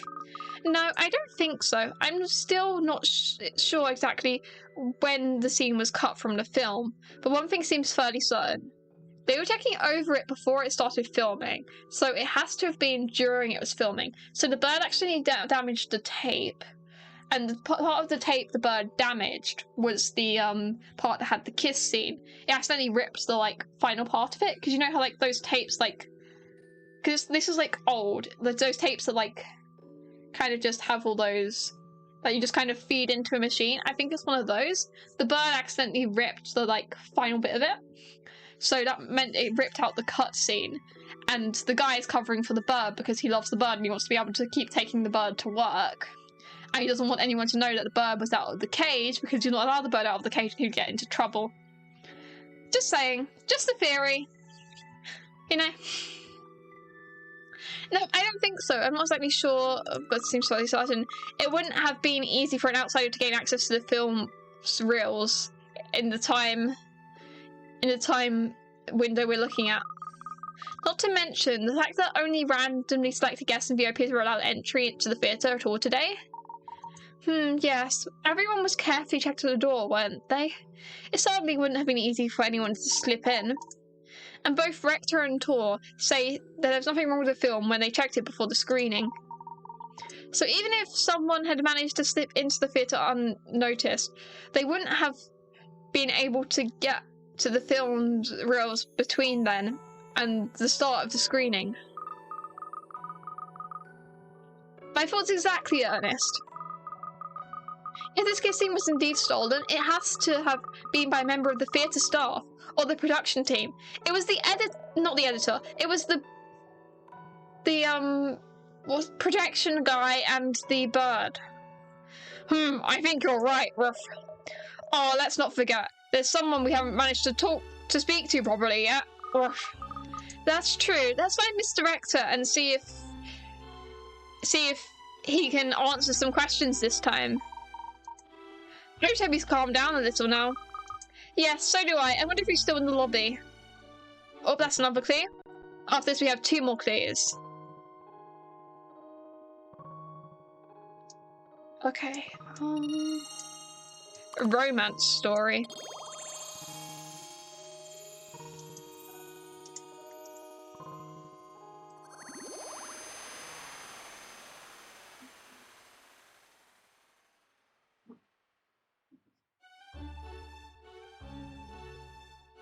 Though once inclined to fringe material, it seems Maverick Director has recently shifted into more mainstream romance-oriented films.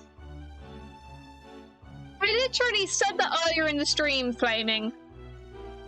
I literally said that. that director is a play on the word director, and the editor is called Editor. Editor. That's also a play.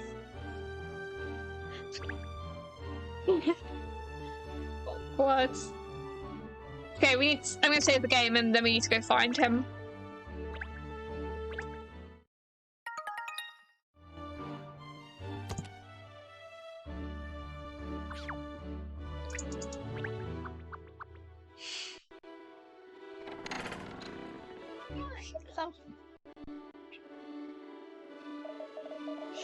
I noticed that. It's okay.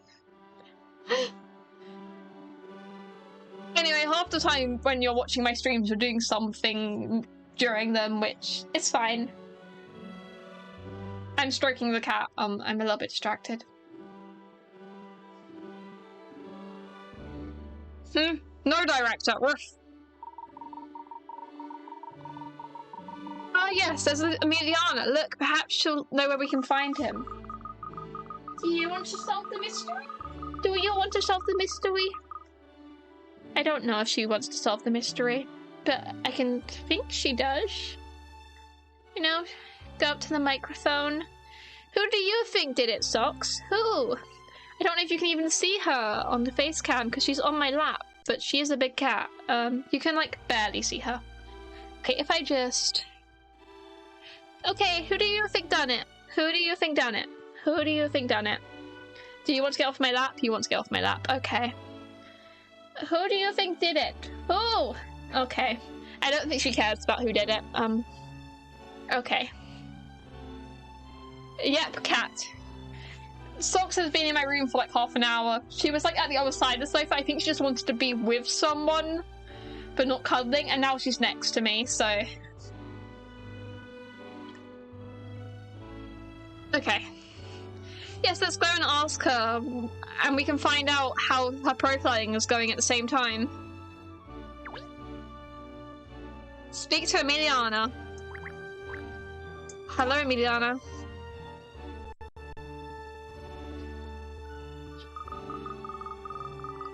Oh, still here pretending to do real detective work? We are doing real detective work. If I were that good at pretending, I could pretend to like you. So how are you getting on? Katrielle is so... just sassy. I'm just moving my, I actually moved my pillow. And yeah, there we go. Okay.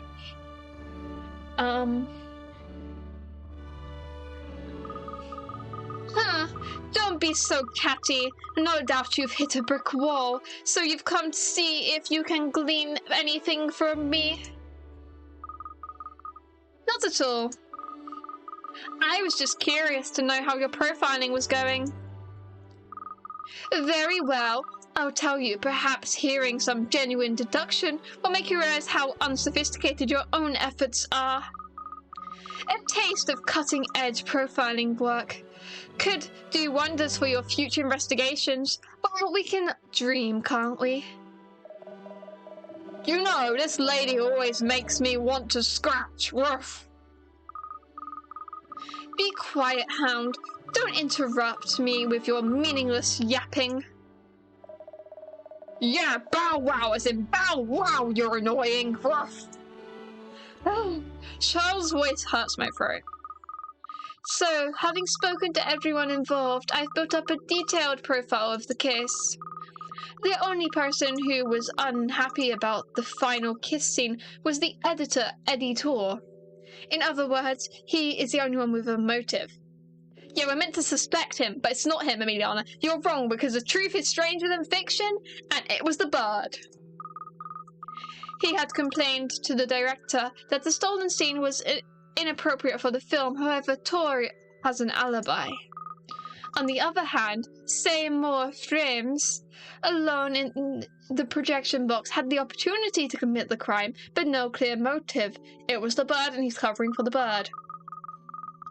Frames is crazy about his machines, but has little or no interest in the films he shows using them. Therefore, he had no reason to commit the crime. The logical conclusion of all this is that the real culprit is someone else we have yet to investigate. But who could that be? The only other person with access to the film reels who has not been investigated thoroughly until now is Director Maverick Director. Rector? But why? Richter is a renowned perfectionist. His attention to detail is well known, how meticulous he is about such minute as the shape of clouds in the sky or the sound of the waves.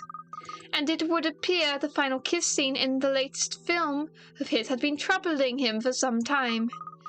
The perfectionist in him couldn't decide if the scene was up to scratch, if it was worthy of inclusion in his magnum opus.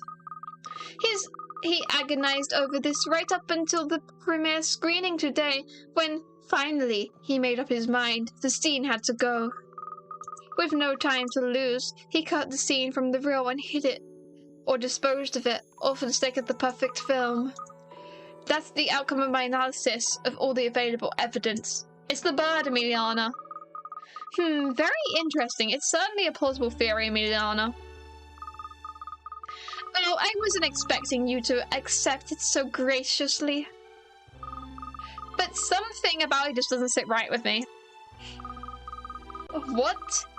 Do you have a problem with my profiling? Emiliana is smart, and she's not exactly always wrong. Sometimes she's on the right track. Like, she was on the right track that the mayor was behind case 2, but she thought that the mayor had murdered when the mayor was just behind those people pretending to die or whatever. So, like, I think if Emiliana and Katrielle do ever team up, it would be insane. This time you can see the logic of what she's thinking, but she's wrong. Like she's not wrong because she's just bad at it. She's actually very good at profiling and stuff. Like, she is smart, she's just wrong because the truth is stranger than fiction. And you can see the logic behind her conclusions. And honestly, I think that's cool.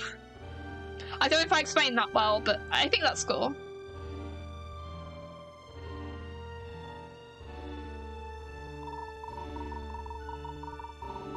Miss Layton's deductions go beyond logic and reason, you see, Emiliana. They have a magic all of their own. Magic has no place in the case-solving earnest. Katrielle is working on a hunch, nothing more, and hunches are unreliable. Well, anyway, I think we should have another chat with Mr. Rector. He was too upset before to give us any useful information. Well, that is certainly true, and the more information we can gather, the better. Ah, and talk of the devil, that's him over there, isn't it? Oh yes, and he's with Mr. Tor. It seems... Oh, that's the wrong place. Oh well. It looks like something is going on between the two of them. Andy, there you are. Have you got a minute? Sure, actually. There's something I need to talk to you about but not here. Can't we go somewhere a little bit more private? How about in the auditorium? It's probably empty now. We should have a place to ourselves. Suits me, fine. I love the evil music they're playing. Evil music. Suspicious. It's not them, but suspicious. Did you see that, Miss Layton? They disappeared into the auditorium together. Yes, this is an interesting development. We must sneak in there as well. Oh dear, do keep playing your private eye games, Katrielle. Some of us have real work to do. Oh, 5th clue. We're getting close. We are getting close.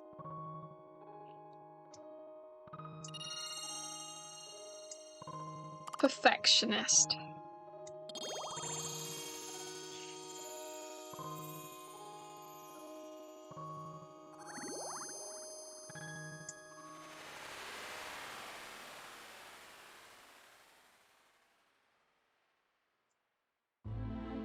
Perfectionist Rector wasn't satisfied with the final kiss. Emiliana has conjectured that he cut it out of the room himself, but is she right? No, it was the bird.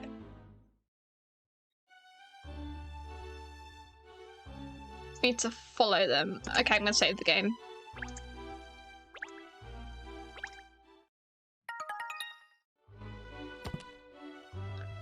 Okay, back to map, blah blah blah. Auditorium. Let's go there. That's strange. We all saw them come in here. Where have they disappeared to? Over there, Cat. There they are.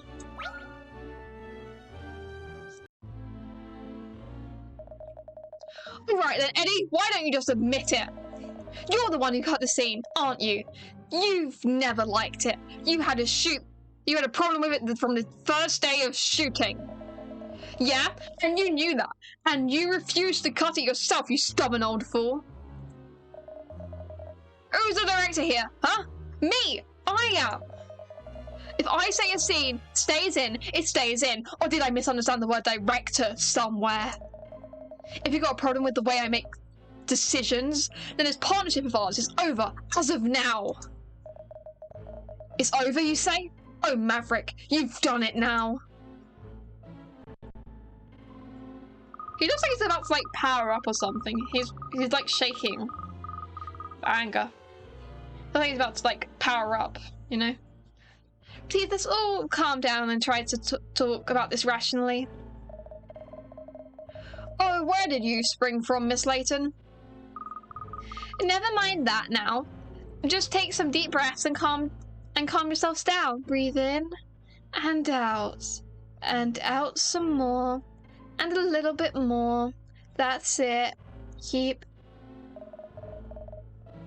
I don't even know if the microphone's picking up that breathing.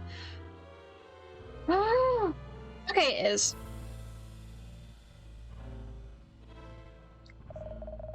Are you trying to kill me? It's not. I'm a detective. I'd much prefer investigating murders to committing them. Way to go, Katrielle. Anyway, it's clear that you two have some unresolved issues. Oh, you overheard that, did you? We were just letting off steam about the film, that's all. It seemed like a little more than that. The end of your partnership together?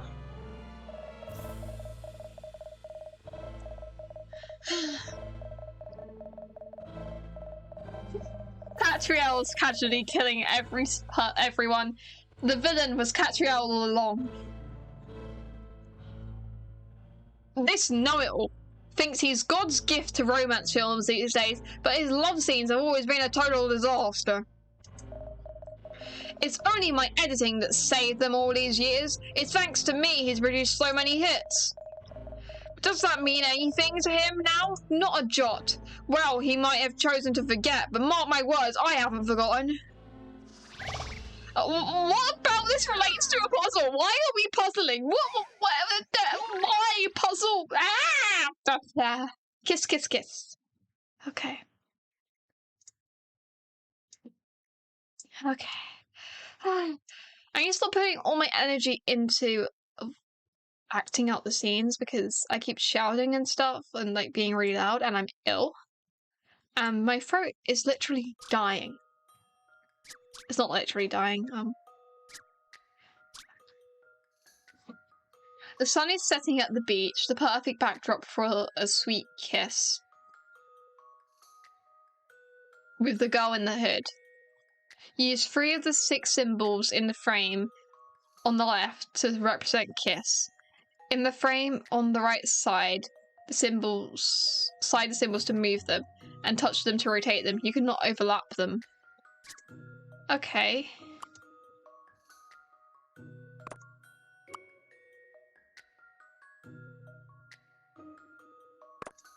This is one of those ones that you just have to keep doing until you get it.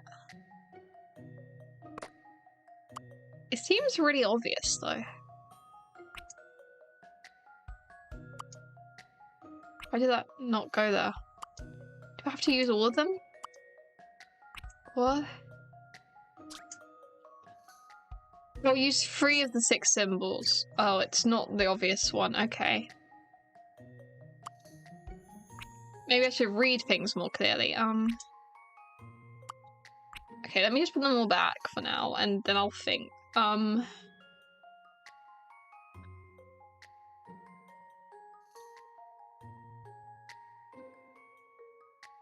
Oh, I know what to do.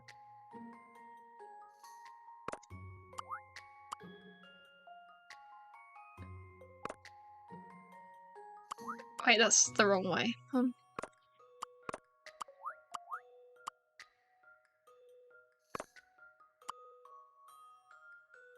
It says 3. So then like a line?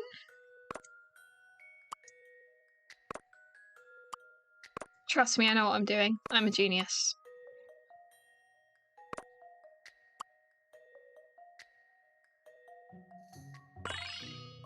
Yep, got it. This is an interesting one. And that's how it's done. I'm a genius.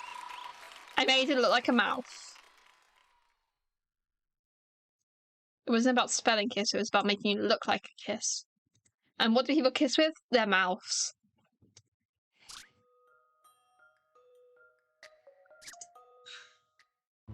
Oh, it turns out it was a catfish in the hood.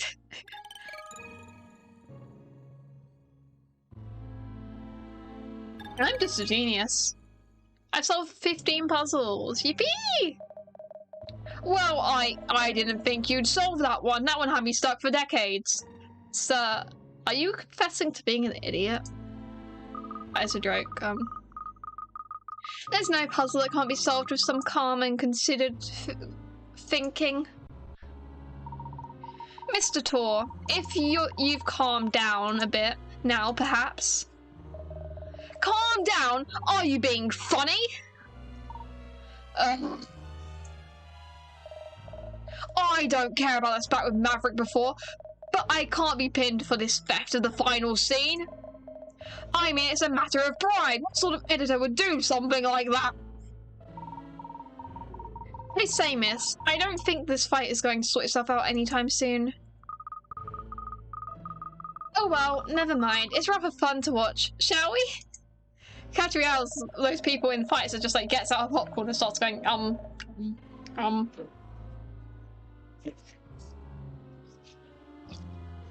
Great idea, Kat. Let's just forget about the case and watch 2 prime suspects argue instead. Ruff. Don't be snide, Charles. If we listen in, they might give us something. They might let something slip that gives us a lead. Sneaky cat. You are one sneaky cat, Cat. Ruff. Oh, now I have to shout more. Okay. 1, 2, 3. Pride. That's more important to you than honouring the decisions made by the director. Cutting scenes you were never asked to cut. For the last time, I did not steal that kiss scene. And you know I would never cut a film unless you gave me the go-ahead. Huh. But it's no secret you didn't like that scene. You always had a problem with it. Come on, admit it. I'm gonna lose my voice at this rate. Yeah, I had a problem accepting that the great Maverick director could be happy to end one of the greatest films with a scene like that. Why don't you admit it? You never really got on with that scene either, did you? Yes, I did. I was perfectly happy with it. God. I'm generally gonna lose my voice. When you get thrown full of Layton scream that you start hurting your throat to act out the characters, I'm just gonna drink some water and then I'll be fine.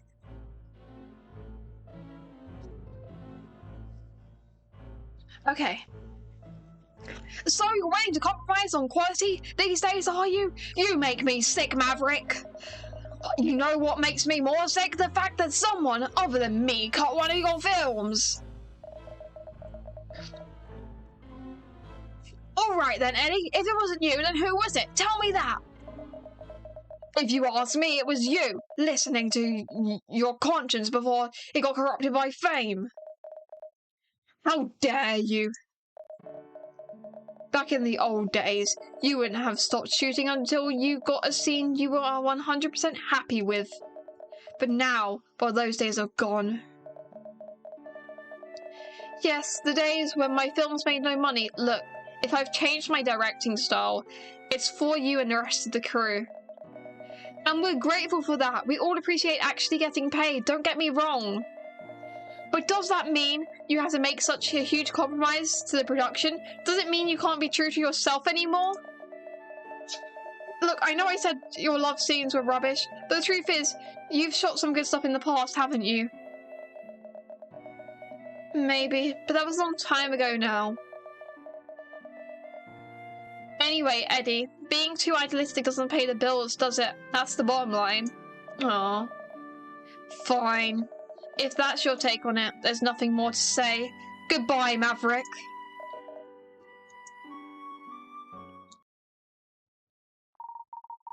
Yikes, that didn't end well, did it? Mr. Tor walked out.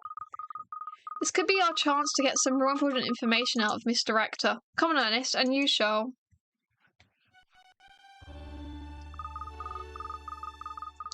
Mr. Rector, I'd like to ask you a few more questions if you don't mind.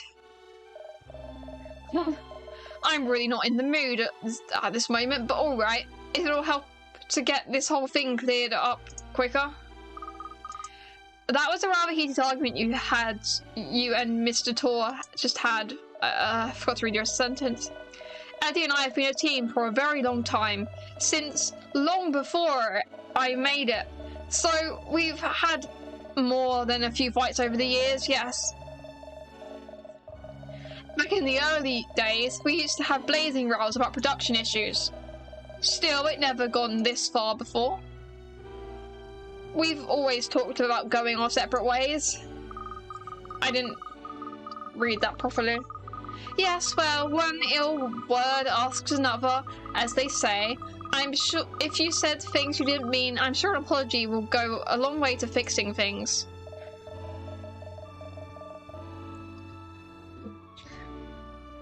Please let my cat out my room because I accidentally shut the door. I'll be right back. Okay, thanks.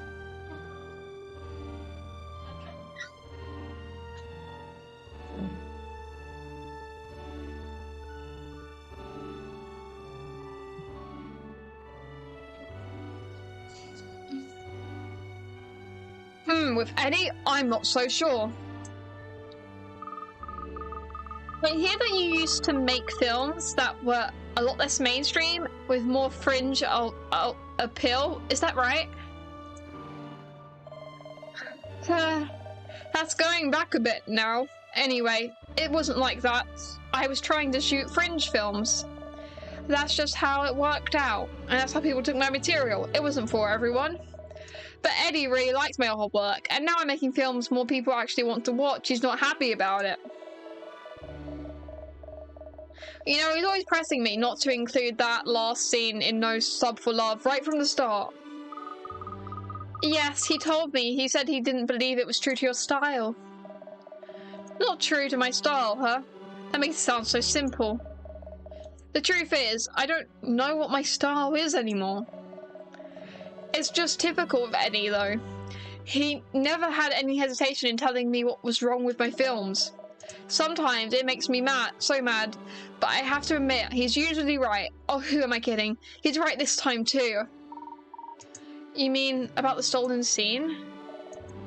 I just wanted it to be real. I wanted to shoot a kiss that looked like it was genuine, from the heart. Not just two actors playing their parts. That rhymed, kind of. But somehow I couldn't get it right. In the old days, I wouldn't have given up. I'd have just kept shooting and shooting until I got the results I wanted. Why didn't you do that this time, then? You're young. I wouldn't expect you to understand. The fact is, as you get older, you lose that drive you had in your youth. No, you're quite right. That's not something I can relate to. It sounds rather sad, to be honest. Aww. So you're telling us that Mr. Tor couldn't accept the scene you shot? That he cut it from the film without your permission? Yes, that's his job after all, cutting film, and he's very good at it. I can't really say I blame him. This is all my fault. This might seem like a strange request after everything that's happened, Miss Layton, but could you try to keep this quiet? Eddie did it for my benefit at the end of the day. It wasn't him, it was the bird. I'm afraid that won't be possible. What? But if this comes out, Eddie's career is over. Is it really worth destroying the man just for some sense of the obligation to uphold justice? We're not destroying the man because it's not him. That's not the reason at all. It's because Mr. Tor didn't do it. You see, the fact is, you are his alibi, Mr. Actor. Exactly, you and Mr. Tor were together at all times until the start of the screening, weren't you? And when you checked over the film reels together, you found no problems.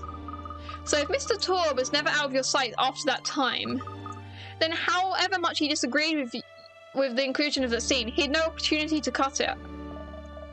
I suppose that's true. So someone else saw it then? Well, that's wonderful. Is this the final clue? It was the bird. Miss Layton? Oh, sorry. Good. It looks like I have all the evidence I need now. It's the final clue, the final piece of the puzzle.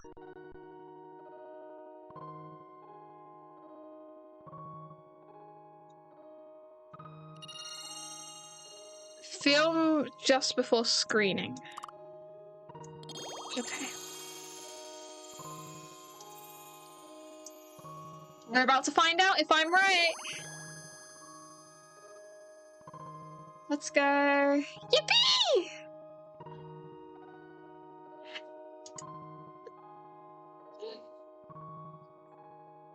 It's taking its time, but I think it's working. Okay, good.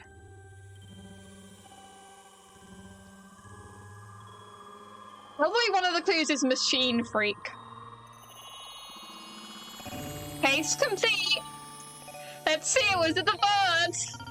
Well, it was I think it was the bird and the guy. The guy just covered it up. Like, I think the guy knows it was the bird and stuff. So it's technically both of them, but... Rector and Tor checked the film reel just prior to screening. They both found no issues with it, and the last scene was present. Solve it. Solve this case. Of course, yes, it all makes sense now. Yeah, and I'm deaf now. That was right down my ear, cat. Ruff. Miss Layton, have you solved it? Of course she has. Yes, Ernest, I believe I have. Just as every film has a final scene, every case has a truth too, to glean. And now, I've uncovered both. Oh, well done, Miss Layton, bravo. And what a spiffing verse that was. Ernest, summon the suspects. Gladly, miss, gladly. Let's see.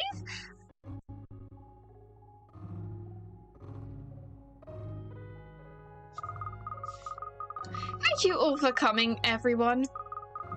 I have finally ascertained the truth about the stolen kiss scene. Really? You have? Who did it? Come on, spill the beans. I want to know who did this to me and why.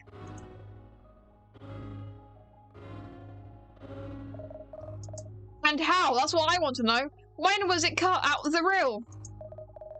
Tell us, Miss Detective. Put us all out of our misery, please. A momentaire, Katrielle. Why have you asked so many people here? It's clearly obvious that most of them couldn't possibly be involved. Oh, it's much more fun this way. The more people, the more tension.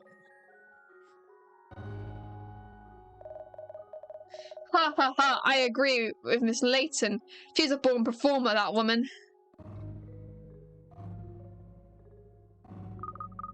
Oh, this is so exciting. I couldn't miss a show like this. I mean, as mayor, I have a vested interest in the truth.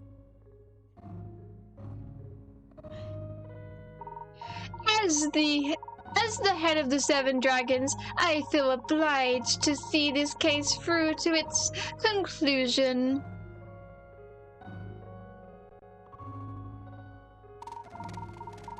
Don't need me! Don't need me! Minor role! Minor role! I know it was you, Mine. And I really don't care what happened to that scene. Can't I just go? She's really keeping everyone in suspense, isn't she? Come along, Miss Layton. We're all dying to hear the truth about this case. And who the culprit is. Let's not rush. This is a detective's moment of glory, after all. Sure, if this were a film, I'd have a good suspense track running in the background and really draw it out to build up tension. Breaking the fourth wall a little bit? Exactly. Now, let's get to the case. This was an extremely strange affair from the outset. A final scene stolen from a film on the very day of its debut screening. So what could be the truth behind it? No doubt you will have your own theories and ideas. But I'm not exaggerating when I tell you that the real truth will make even the most outlandish theories of yours seem tame. Because, you see, the truth is always stranger than fiction. Hell yeah! Okay, Kat, this is just a shaggy dog story, or do you actually know who did it? Alright. You can let me milk it, could you? Let's see, we're gonna find out. If I had to identify one culprit in this case, it would be you over there! It's the bird! Didn't do it. Oh. Well, I'm right 2 cases in a row, I guess.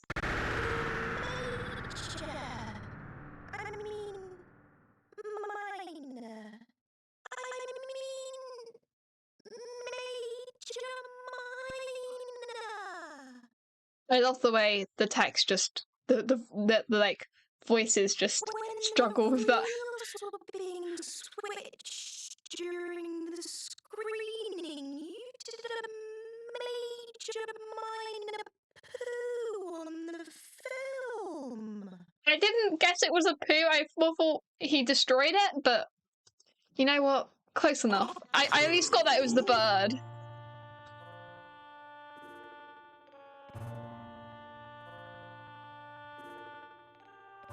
Why did you point that out? What was the need to point that out, Flaming?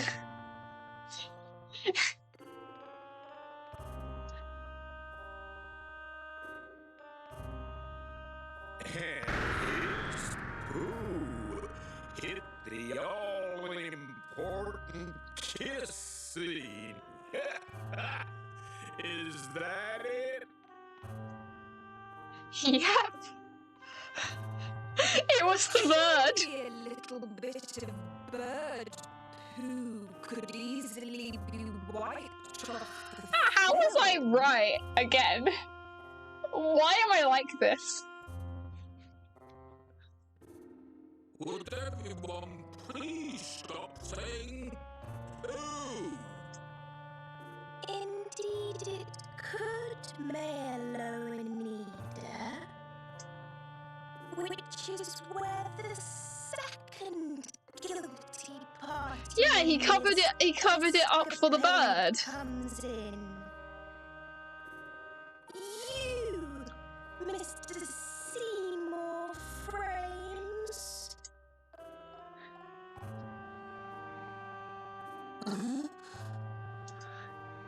All the equipment here has just recently been upgraded.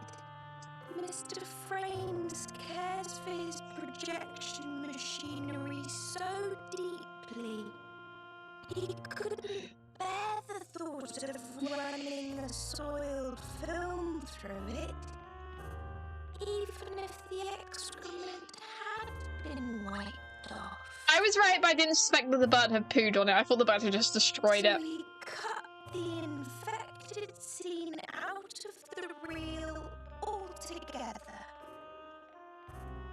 So it's his doing then. Yes.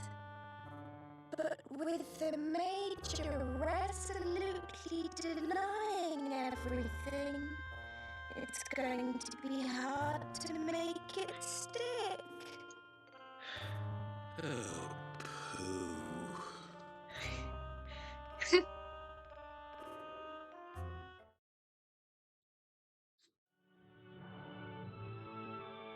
Okay, they're showing it. And it's so Charles allowed in. Ah.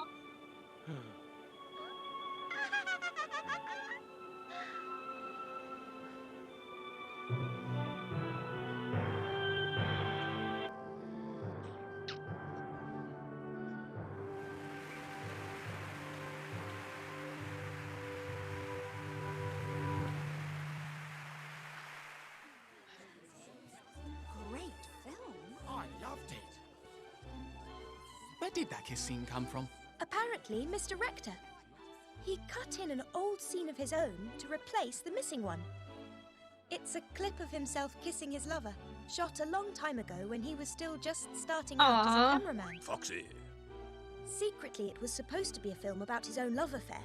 So the clothes and everything match the style of the other scenes perfectly. That's how he integrated it so seamlessly. I mean, it was a little bit noticeable. It's a very moving scene. Yes, because it's full of genuine emotion. They weren't acting. It was true love. If only someone would give me a kiss like that. Just imagine. What? Don't say that in front of Ernest. Oi, Pinstripes, what are you imagining? Nothing. I was just what? Spit it out. No, what, you dirty mongrel? Katrielle knows what she's doing. Saying that.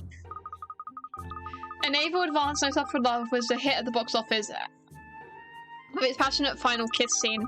And now Maverick director is currently working on a new, albeit not too mainstream, blockbuster.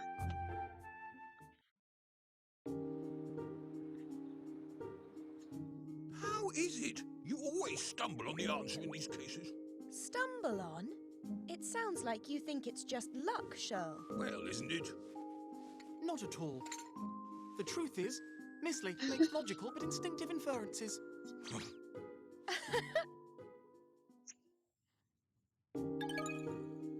Yes, I won't save my progress so far.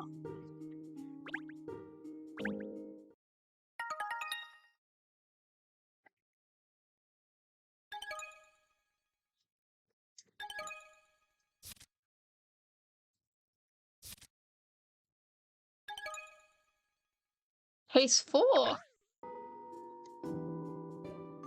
I think that I'm going to save it again just to make sure it's saved, and I think that's where I'm going to leave it today because my voice hurts. And we solved like a whole entire case. I think that's a pretty good amount of something to solve for a stream. I love how short the Layton cases are because it's only been like it's been less than 3 hours and they've done like a whole entire case. Just gonna save it again and then save it again.